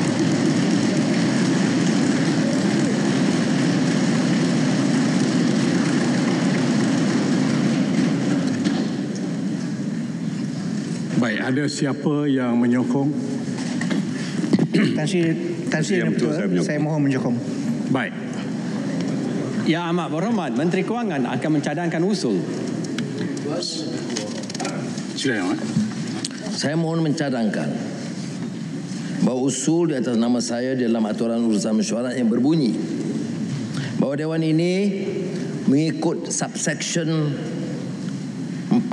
3 dalam kurungan Akta Kumpulan Wang Pembangunan 1966, Akta 406 membuat ketetapan iaitu satu jumlah wang sebanyak tidak lebih dari 83 bilion ringgit dibelanjakan daripada kumpulan wang pembangunan bagi tahun 2026 dan bagi tujuan dan butiran perbelanjaan pembangunan yang dinyatakan di bawah maksud pembangunan atau P dalam kurungan dalam senarai anggaran perbelanjaan persekutuan 2026 yang dibentangkan sebagai kertas perintah 12 tahun 2025 adalah diuntukkan di bawah maksud-maksud yang berkenaan, jumlah-jumlah yang bersetentangan dengan butiran-butiran itu di ruangan 6 dan 7 di senarai tersebut.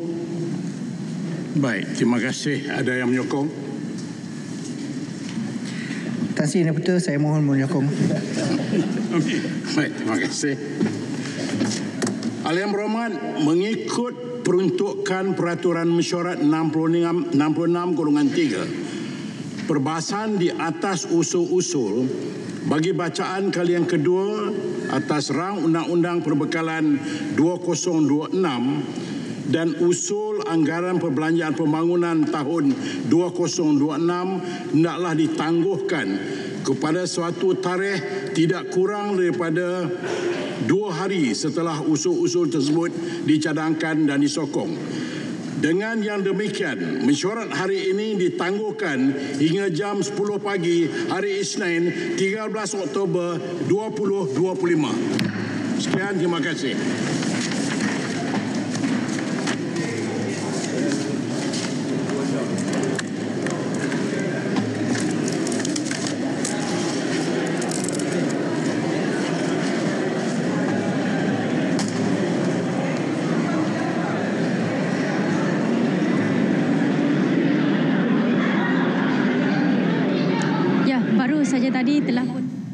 Well, that was the Honourable Prime Minister Datuk Sri Anwar Ibrahim live in Parliament today, tabling the budget 2026. I mean, it was quite impressive to see that there's an increase in the budget, and there are many factors that play into this effect as well. That's right, that's right. And from time to time, we'll bring you the images live on screen and to talk to you more so that it's visually appealing in that sense, as you can see how much of allocation that's distributed to different sectors of budget 2026, and we'll bring to you shortly in the studio. But of course, we are not alone in the studio. We've got our guests, but before we bring them on, let's talk about Malaysia Madani Budget 2026, where it is the People's Budget. It is the People's Budget. So that's the theme for this year's budget, the fourth Madani budget. And looking at the allocation for this year's budget 2026, 470 billion ringgit has been allocated. Yep.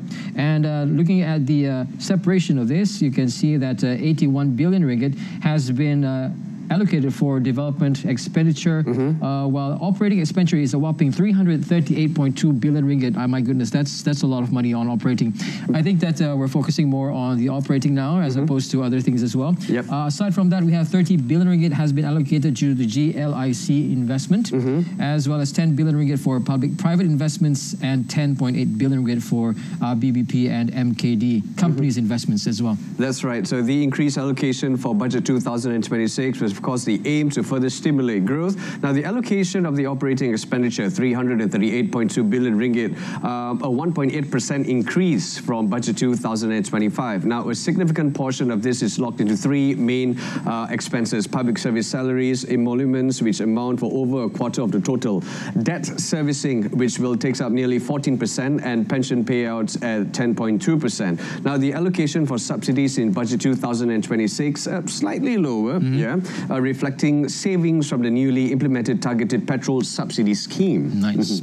Now, looking at the revenue collection over there, we can see the difference between compared to 2025, 334.1 billion ringgit, and for 2026, well, 343.1 billion ringgit is projected for the revenue collection over there. So it's kind of interesting to find out that our Malaysian companies are doing their very best to make sure that our investments keep on coming in. And as the Honourable Prime Minister did mention during the Parliament sitting as well, that a lot of money are coming into Malaysia to help us as well in our terms of development, in terms of technology, data centers and all that. Yeah. That's right. And moving on to fiscal deficit, we are taking a look at 2026, which would be at a fair 3.5% as compared to budget 2025, 3.8%, and the previous years where, well, it moves on right up to 5.5% for year 2022.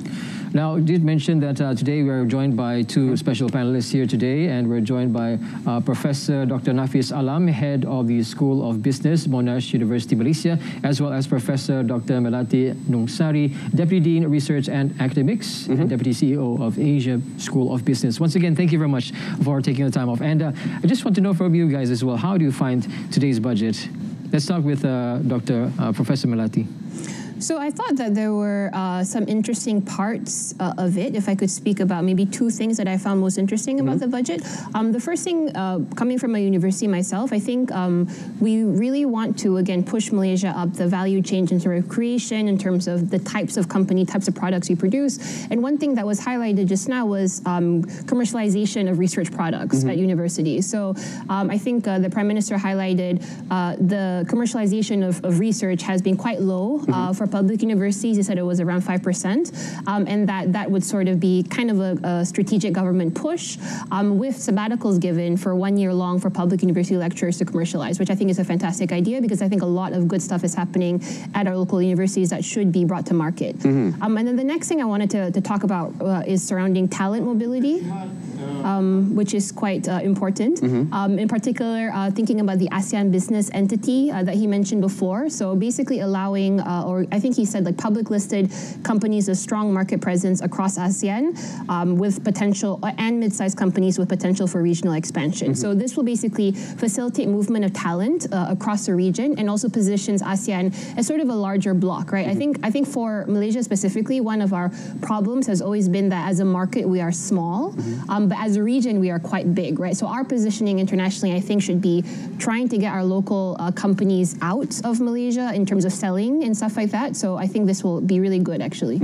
What about you, Professor Dr. Nafis? I think my biggest takeaway was from the forefront of digitization and digital acceleration. I think almost close to 14% of the allocation was done on the digital acceleration grant, especially in the area of the blockchain, cybersecurity, AI, quantum computing. Right. And we spoke about earlier in terms of reskilling and upskilling. I think they have invested a lot of money, especially for the SMEs, where they can upskill, and money was given to HRD Corp as well, who will be looking to invest into 3 million job training of value of 3 billion ringgit Malaysia. So that's the biggest take. I think this gives a direction and also confidence in Malaysia is moving towards a more digitized economy, and confidence in the investment into digital assets. Looking forward, aren't you?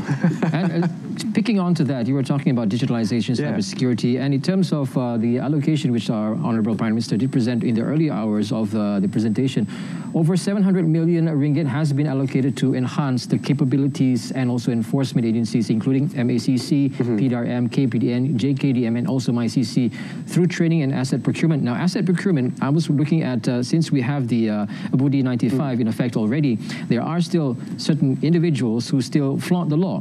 But with the advent of course, CCTV, we can capture it.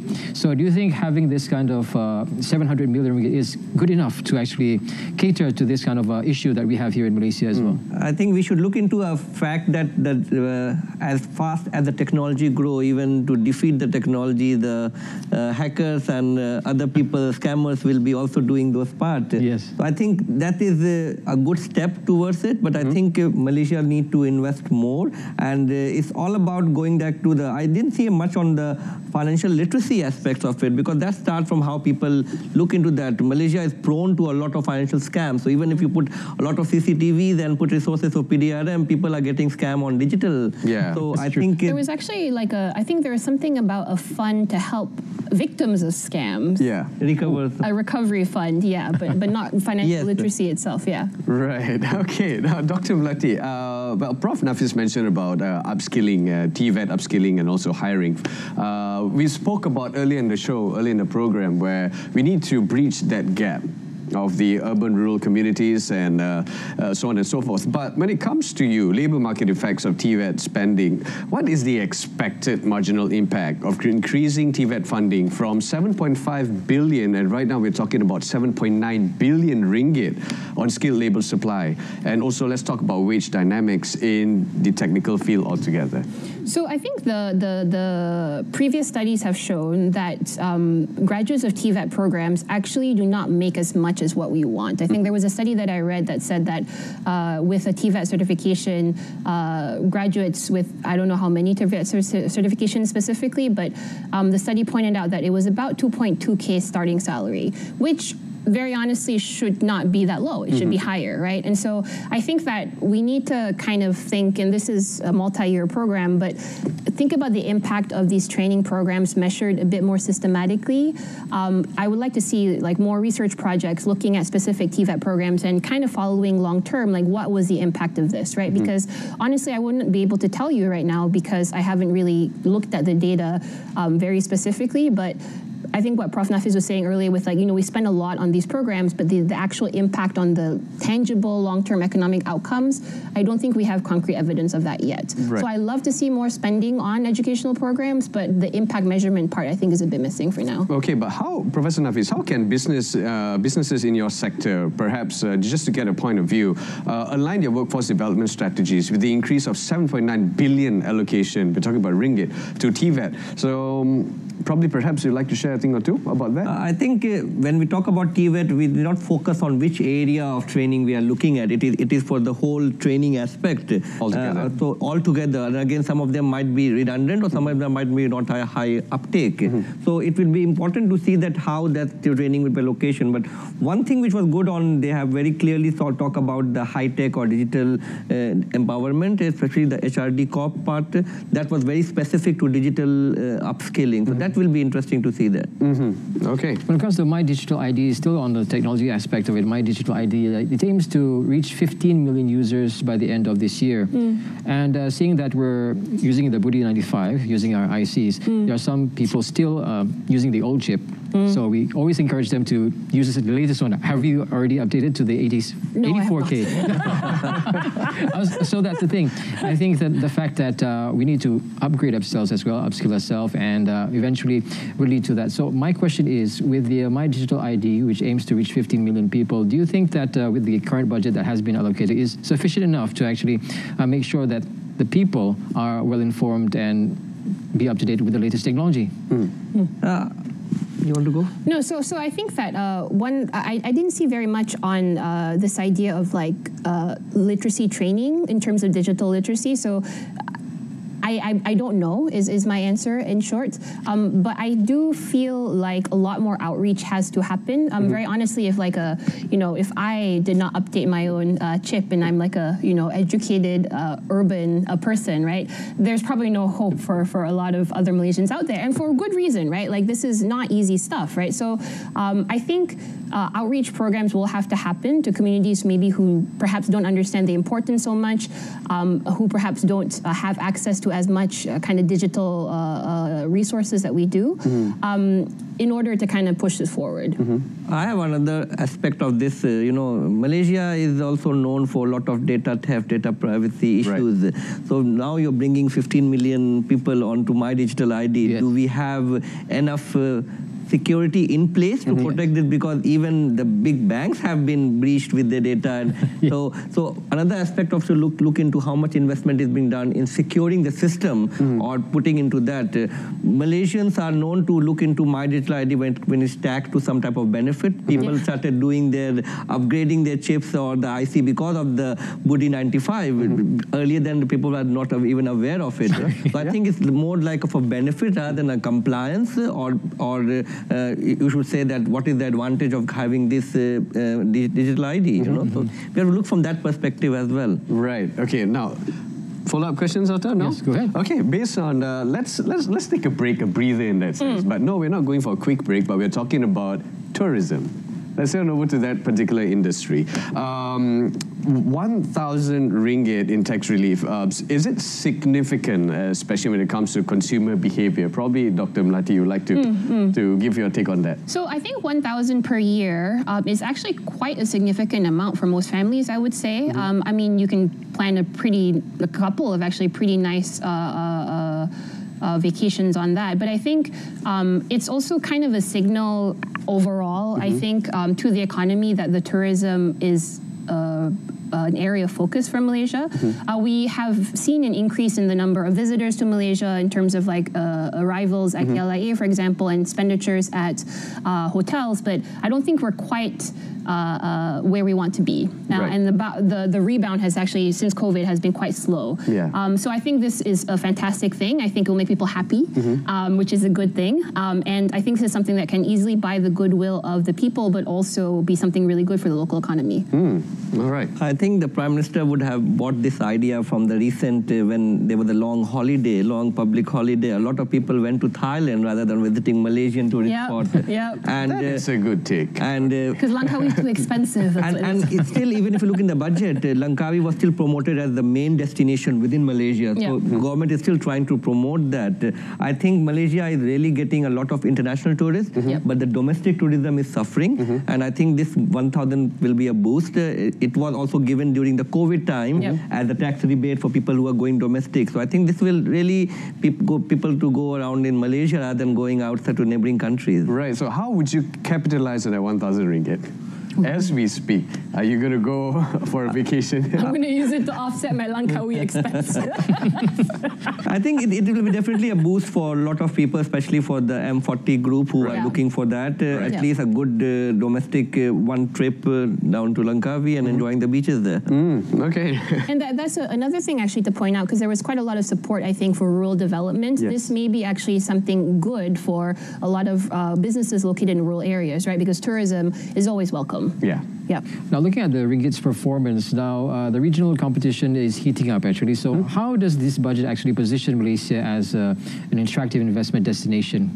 Talking about that. I think a lot of focus was on the semiconductor industry, and if you know that what's happening into the chip industry, especially with the AI and Gen I growth, Malaysia is expected to receive more and more FDIs in that sector, and ringgit is going to go strong. If you already see that the best performing currency so far for the year in this region, and I think with this continued, and government even allocated money and also semiconductor startup funding just for that industry. So I think more FDI is going to come into that, and that is going to boost the ringgit value, especially against the US dollars, and I think it will going to perform better. But we also have to be cautious. We don't want to be too strong, because then it will also have challenges of people coming in and spending. Sometimes it have a negative impact as well. So need to be a balance between how much stronger we want to be. Do we want to breach 4, or do we want to retain around 4.1, 4.2? I think that's a healthy figure to maintain for Malaysia. That's like a gray area over there, right?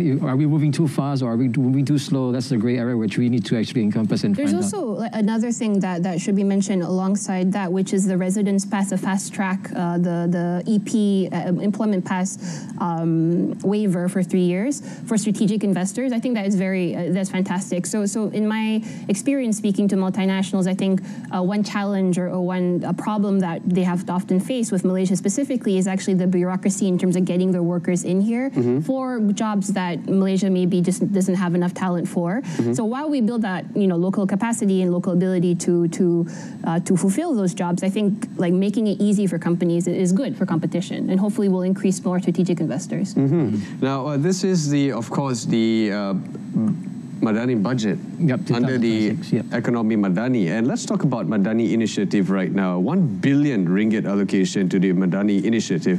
What about public procurement or service delivery opportunities that actually business can venture into, or perhaps take a look into, so that they can strengthen their business model altogether? Maybe Professor Nafis, would you like to elaborate on this? I think one of the area which we saw that into the loans given specifically to the SMEs or micro SMEs, especially into the areas of digital. We talked about digital adoption and digital support.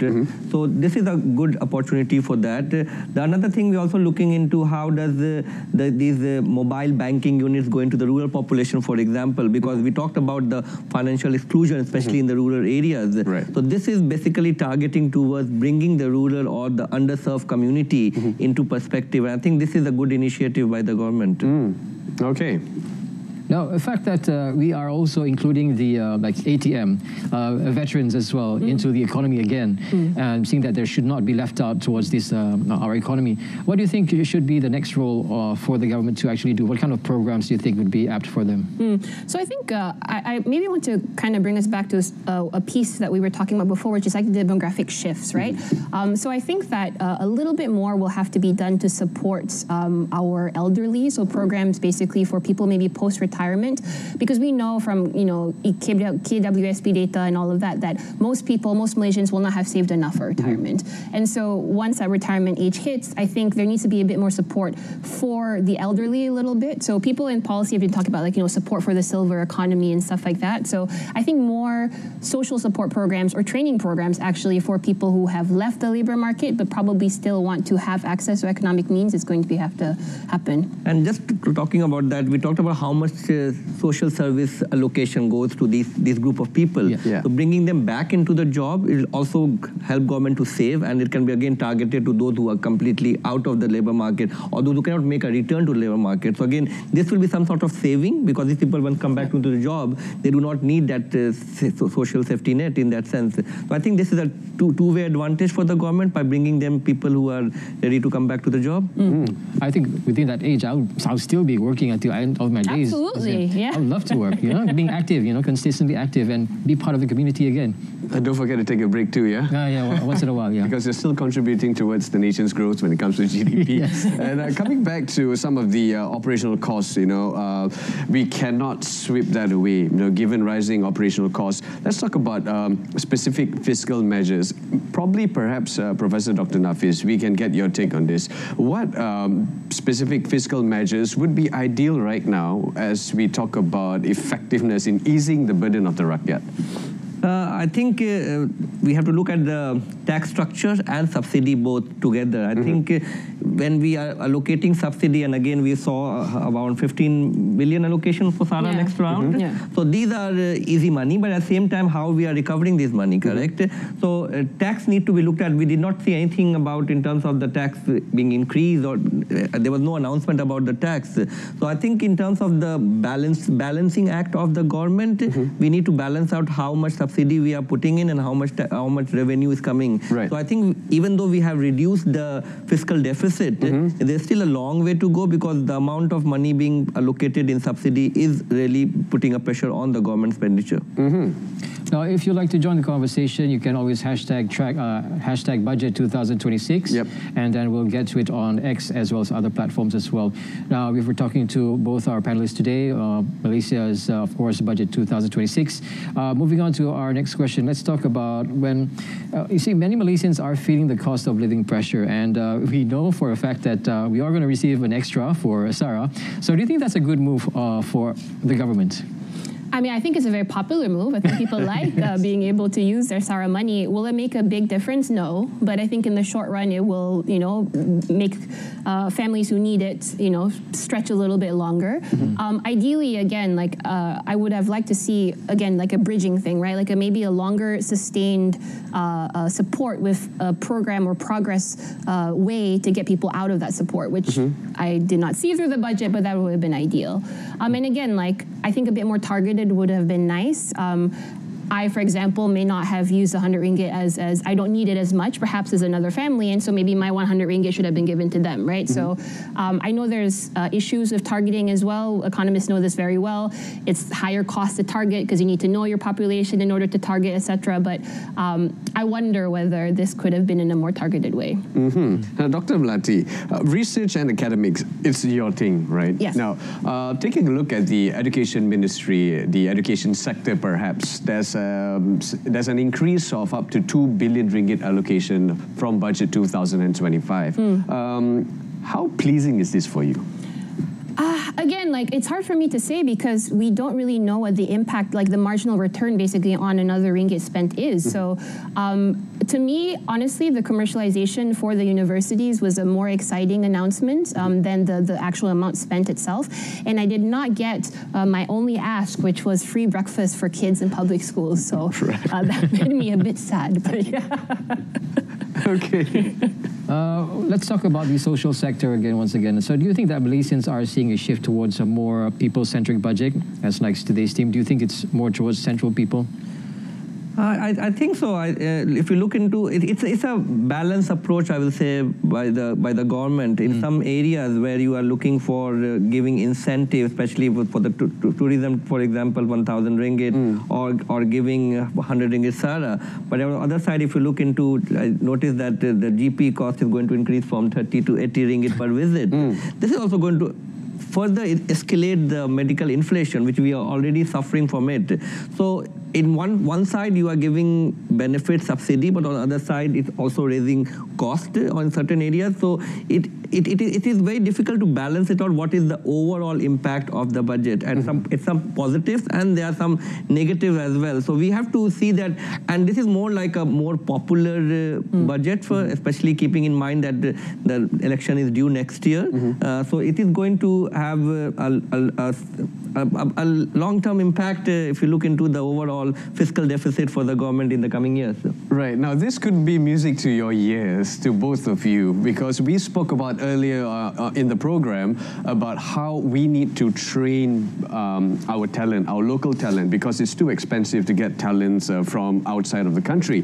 Now, there is 50% tax deduction for small and medium enterprises, SMEs, on expenses when it comes to certified training related to AI and cyber security. Probably, perhaps you would like to give your opinion based on this.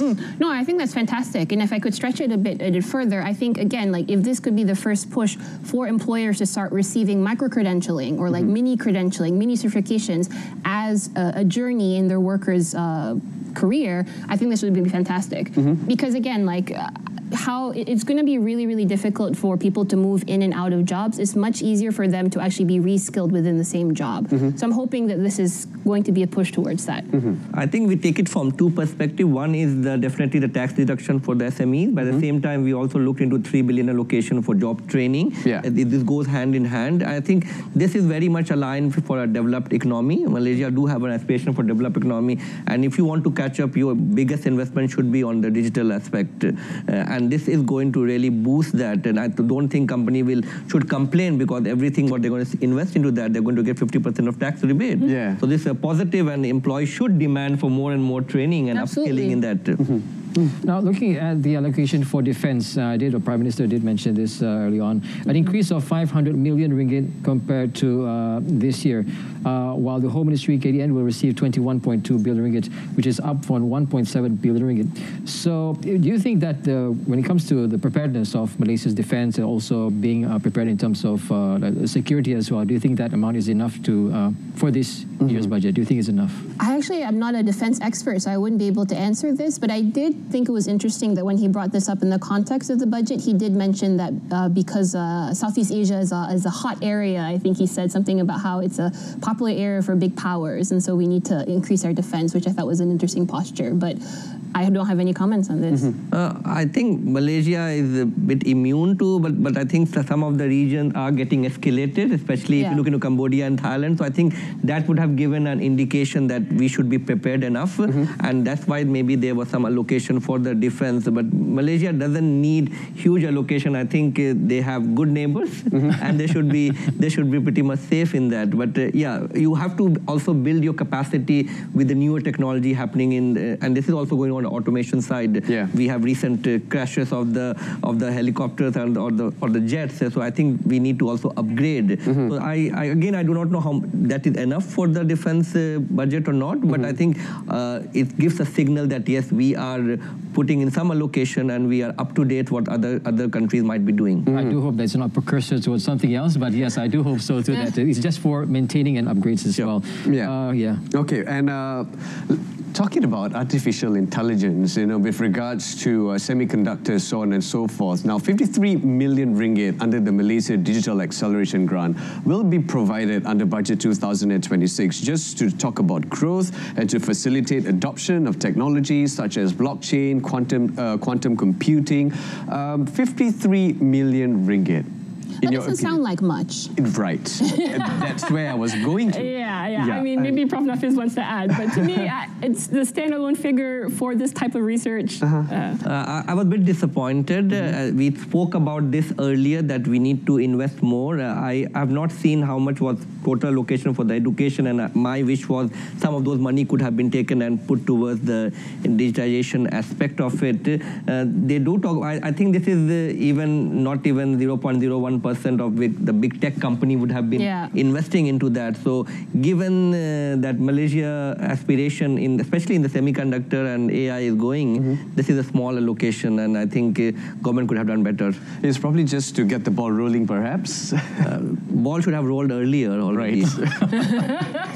Moving still on the ASEAN aspect, since we have our guests all over the world, leaders all over the world will coming to Malaysia. I think it's 26 or 27, it seems that Malaysia is a home for a lot of things and a lot of aspects. Now, do you think that by rolling out this kind of budget would entice more investors towards Malaysia, or is it something else that altogether that we might not see? Is there anything that we might have missed?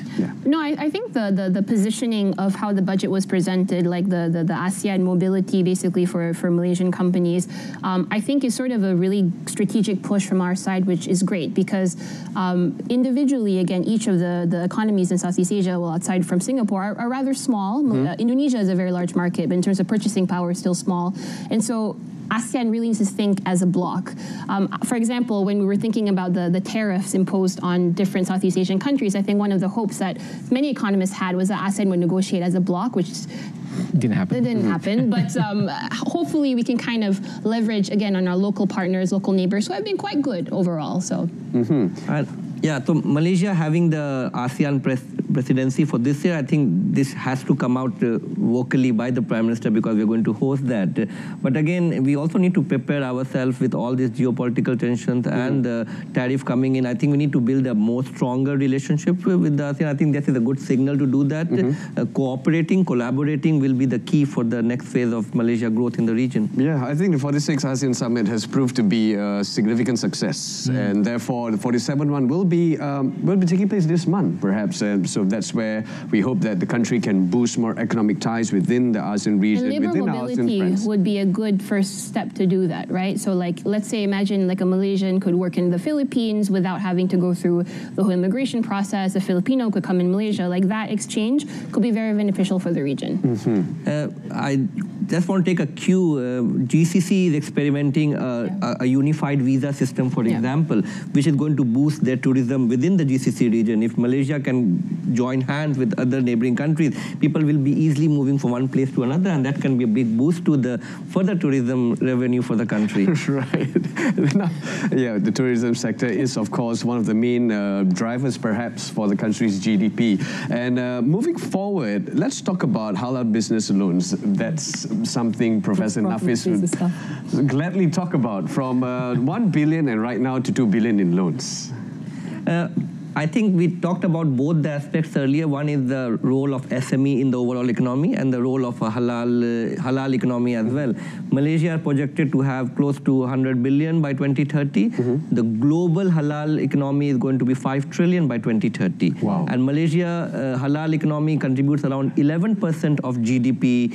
So I think pushing that SMEs within the halal ecosystem, two aspects of it. One is you are promoting the SME which are working in that. The second thing is also pushing Malaysia, or keeping Malaysia at the forefront of the Islamic halal economy system. So I think that is a good move.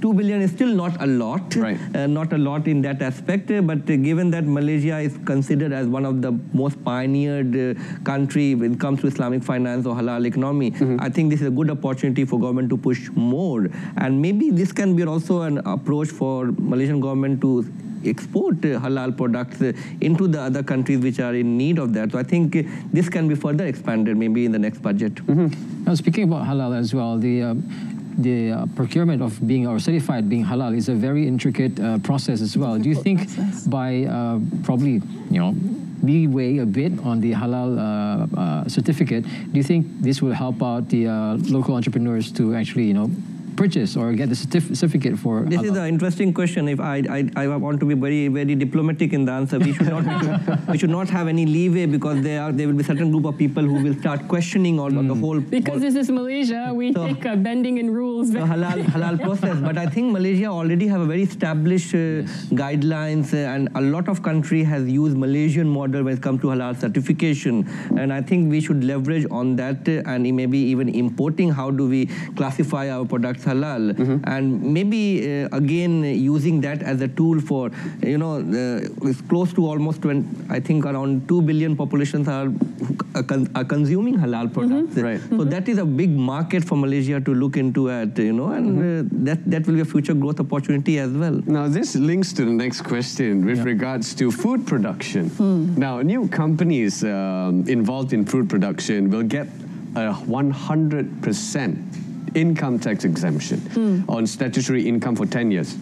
Now, the existing companies, however, expanding their projects will get the full exemption for 5 years. Isn't this a great... This is fantastic. I think one thing we learned quite a bit from COVID was that food sufficiency is a matter of national service, national security, actually. So the fact that we are trying to, encourage the agriculture sector more, and by giving these types of incentives, I think to me is really great. I think one thing that I would just like to point out is, sometimes politicians say, everybody should go learn how to farm. Farming is very difficult. It's it is. You need to have the hands. Yes, you have to have the hands. Many of you maybe tried, like me, to be a gardener during COVID, did not work out. And so giving these type of incentives, I think is fantastic, and will hopefully, honestly, also uplift the lives of the farmers who work on this, which is hard work. So. And this also helps in the sufficiency. Recently there was a shortage of rice, and Malaysia was almost experiencing that. So if by giving this type of incentive or tax exemptions, it will be a good opportunity for local farmers and local producers to experiment it with. And maybe this can also lead to some exports, because if we can innovate, and linking back to the halal ecosystem, we can look into halal production, halal food production, so which can also become a more valuable thing for Malaysia, and maybe it can be a global recognition in that area. So these two things combined can be. And the innovation part is really important, right? Because I think that in certain industries in Malaysia, like commodity markets, for example, there has not been as much of a push to innovate in certain sectors, like palm oil, for example, is known to be very labor intensive, right? Because reliance on foreign labor, that's cheap and stuff like that. So if there is more incentives and a bit more space for businesses to innovate, that'd be fantastic, right? Because we can, get away from sort of thinking about low margin type of products. I want to add one more thing on this. If you see the climate change having a lot of impact on the traditional food resources. So I think this type of also will lead to alternative food crops for future. So I think we cannot depend only on production of rice or wheat. We have to look for alternative, because currently the climate change is so extreme that some of the traditional way of food production is very difficult to maintain or retain. So giving this type of support or this type of exemption will definitely lead to more in-house development, and people are looking for alternative food sources. So this is really a big boost in that sense. Also with regards to production, recently I did attend the ASEAN General Meeting recently here in KLCC, and there was one production whereby the coconuts, I didn't realize that coconut production here in Malaysia is quite low. And then I realized that Mardi was creating something new, innovate. Rather than the normal way of producing coconut, there's also much more faster way for local or probably just startup businesses can start. So rather than growing coconut for 10 years, you can just build it up for 5 years just to grow. That's great. So it's kind of interesting to hopefully that the budget can also allocate for that. I think one word could have been also looking into resources for agri-tech. I think it was not coming out very clearly into the budget, but I think agri-tech is an area which is the future of food production. How you're using technology, and even with less space or resources, how you're going to boost that. So some incentive or some resources would have been allocated to agri-tech sector as well, which will be an area to grow. Okay, moving forward to the one-time sumbangan asas rahmah, Sarah, 100 ringgit. Yeah. Now, this payment will be given again to 22 million Malaysians aged 18 and above in mid-February next year. What kind of ripple effects can we hope from this? Ripple effects, that's interesting. I do not know whether it is a big enough of an amount to make a difference for the middle class, very honestly. It probably will make a bigger difference to the B40 of the country. So I don't really see that there will be that many ripple effects in terms of purchasing, but I think it will buy a lot of goodwill with the government, which I think perhaps is the purpose. And I think even with the current round, we saw that they are dedicated hypermarkets or some food products only. So it's not going to boost the overall economy. As again, Dr. Melati mentioned, it's more about pleasing the thing, and it's maybe like your... Happy people are good, right? Do it Raya during the Chinese New Year. Yeah. We'll come back with some questions targeting the health sector soon, but right now we're going to go for a quick break. Yes, exactly.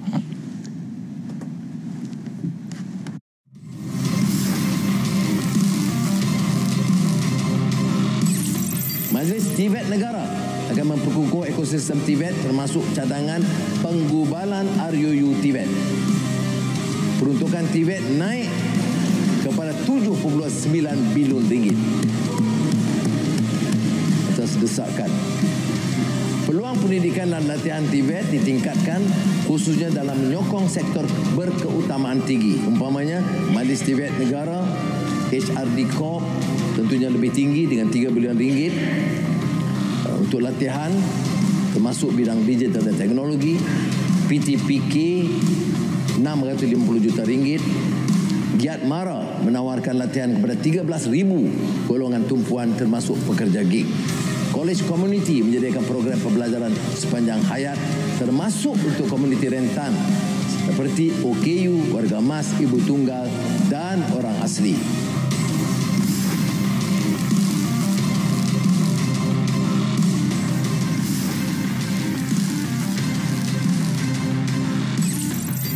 Peranan perusahaan sosial yang membantu terutama golongan rentan menambah pendapatan, melanjutkan permohonan pengecualian cukai sehingga 2028 seperti mana yang telah diumumkan. 120 juta ringgit geran padanan disediakan bersama Yayasan JLC di bawah GDRN dan NGO membantu komuniti merungkai permasalahan sosial dan menambah pendapatan.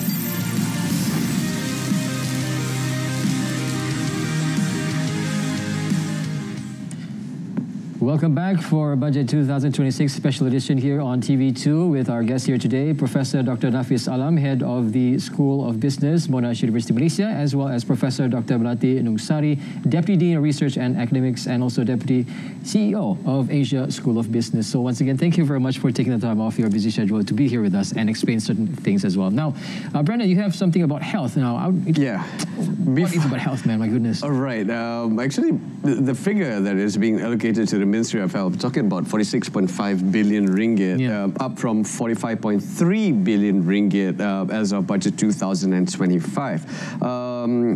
Almost 2 billion ringgit right here, but we're talking about more than 1 billion ringgit in increase. Do you think that this figure perhaps will improve the overall healthcare in the country? And do you think that this increase is sufficient enough? Probably, perhaps you can share a thing or two. I don't think it's sufficient. Okay. I think it's a nice gesture, but I honestly would have liked to see more. I think one thing that the Prime Minister highlighted before, which is that taxing cigarettes and taxing alcohol, all of that stuff that's not good for your health, the benefits of that can be channeled back to KKM. But I would have liked to see a larger, honestly, increase to KKM for the healthcare system. Now, the good thing about this is the absorption of full-time doctors, perhaps. Yes, 5,000 or something like that. 4,000. Yeah. So I think that's fantastic. But again, it's sort of like if you have more cooks in the kitchen, but it's the same kitchen, it's a bit hard to make a better dish. I will say that this is not enough. The reason why, because we have seen the medical inflation. A lot of people are going away from private to public, and it's adding pressure on the public health sector. 1.2 million extra is not going to make any difference to that. It was expected more because more and more people are going towards public health services. And the number of doctors you are hiring over that period, I don't think it's enough to even cover their cost. So it is going to be a challenging area for the government. I think that the fact that health plays a very important issue here in Malaysia, and Prime Minister mentioned that health is important. Now, knowing that even our women are in the workforce, 230 million ringgit has been allocated to AIM to support women entrepreneurs under Budget 2026. Now, I mean, almost everybody is working nowadays, and not only working one job, but 2 or 3 jobs particularly. And it's kind of difficult to actually juggle all those stuff. So when it comes to mental health, what do you think? Do you think this budget can actually help out in terms of that?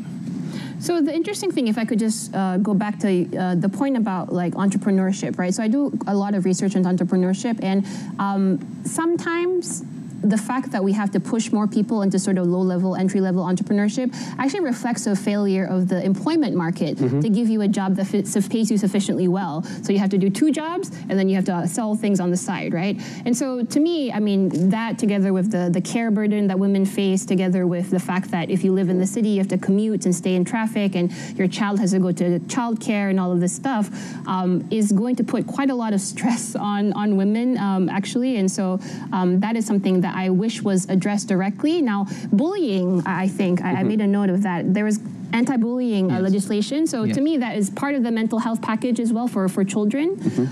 But I wonder whether that is something where, some more stronger kind of mental health support for women could be included. Especially because, people don't want to have kids anymore. So it's kind of a problem. That's the aging community right now. Yes. So it's kind of a fearful effect over there. But then again, yes, I think when it comes to this, it is important to note that health plays a very important role in our economy, making sure that it's healthy. So it's nice to know that we have this certain of support, this allocation to help out the community. Healthy people, healthy economy. That's a very clean way of looking at it. Now, Prof, I've got some question for you, Professor Nafis, but I believe that we're going for a quick break. Yes, we'll be right back after this and with our guest here today, so stay tuned.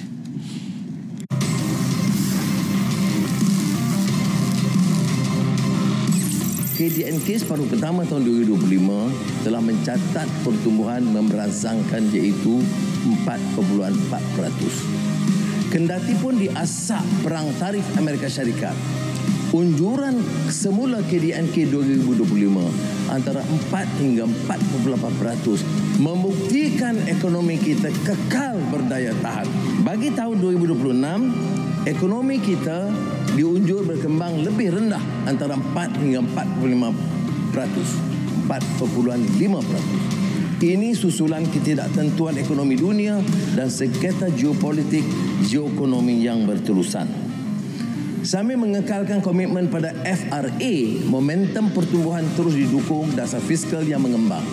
Belanjawan 2026 akan mengumpul dan mengoptimum sumber negara termasuk dana GLIC, Badan Berkanun Persekutuan dan syarikat MKD melalui perbelanjaan awam berjumlah 470 bilion ringgit berbanding 452 bilion ringgit tahun lalu. Ini meliputi 338.2 bilion ringgit belanja mengurus, 81 bilion ringgit belanja pembangunan, 30 bilion ringgit pelaburan GLIC, 10 bilion ringgit pelaburan awam swasta dan 10.8 bilion ringgit pelaburan Badan Berkanun Persekutuan dan syarikat MKD.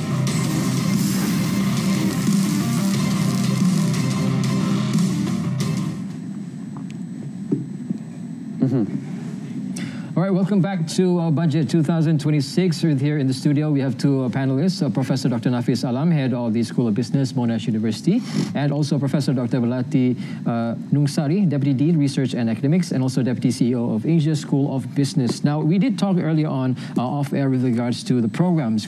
Is it sufficient enough to actually, cater to all of our Malaysians now? Could you expand on that? Yeah, so I think that it is very important, and every year I always rally this, that we really measure the impact of the spending that the government puts into these programs, because then next year or the year after that we can say, okay, we know that for every RM1 we spend in TVET programs, that gives an X amount increase in the TVET graduates' lifetime economic gains, right? So I would really like to see a lot more of that happening, and I will myself try to do that more in my own research.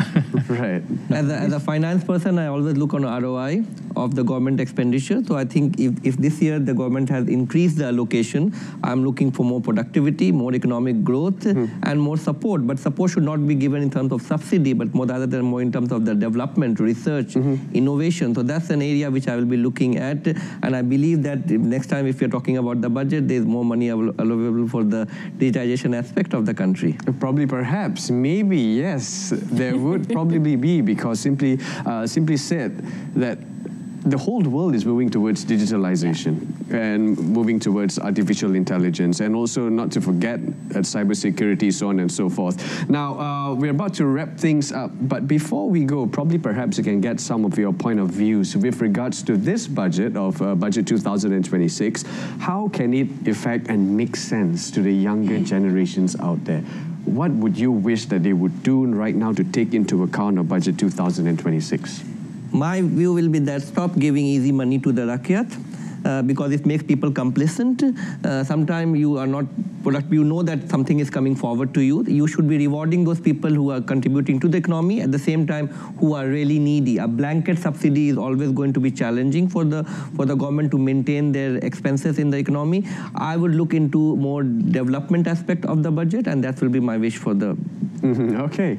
And for me, I think that the government has basically pledged quite a lot of educational training programs for young people. I would suggest that you look for what those programs are, and if they make sense for you, go ahead and go for it, right? Because I think this is a situation now, the time in humanity when none of us can be too comfortable. So I think learning can never hurt you, I think. Now, looking at that Malaysia is a very unique country with unique experiences as well. I'm looking at some of the allocations for also with regards to REE, our what do you call this, rare earth materials as well, and also the protection of our, let's say, for example, our tigers. You're seeing that we as Malaysians as well must take care of our environment. And I just want to ask, before we end the show, what is your message towards people out there with regards to this when it comes to caring for the country and loving our country? I think one of the area which is going to be talked about is the carbon tax happening next year. The bill may be coming up, and I think every individual should contribute to protecting the country, protecting the resources, and that should be the way forward. Yeah. I think Malaysians should realize at this point that we are really quite blessed on a variety of different dimensions. We have a safe, peaceful country. The things we fight about are really, not to say petty, but they're not huge problems. So I think that the message is that what we have is very precious. So it's really up to us to take care of that. Okay. Now, thank you. We're talking to Professor Dr. Nafis Alam, Head of the School School of Business, Monash University, Malaysia, as well as Professor Dr. Melati Nungsari, Deputy Dean Research and Academics and Deputy CEO of Asia School of Business. And of course, we'd like to thank you, the viewers, for joining us today throughout this whole session as Budget 2026. And of course, thank you very much to this program was brought to you by the Finance Ministry, and we'd like to say thank you to that as well. So with that, of course, now that we've covered almost everything as well, we'd like to ask from Cik Rita. Cik Rita, what do you think of this year's budget?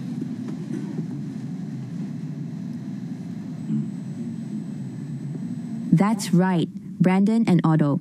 Now that we know the budget is focused on investments, automation, better jobs, and securing Malaysia's position in the global semiconductor arena, it's time to move forward and explore new opportunities. From all of us here and the amazing crew, thank you for watching, and Salam Malaysia Madani.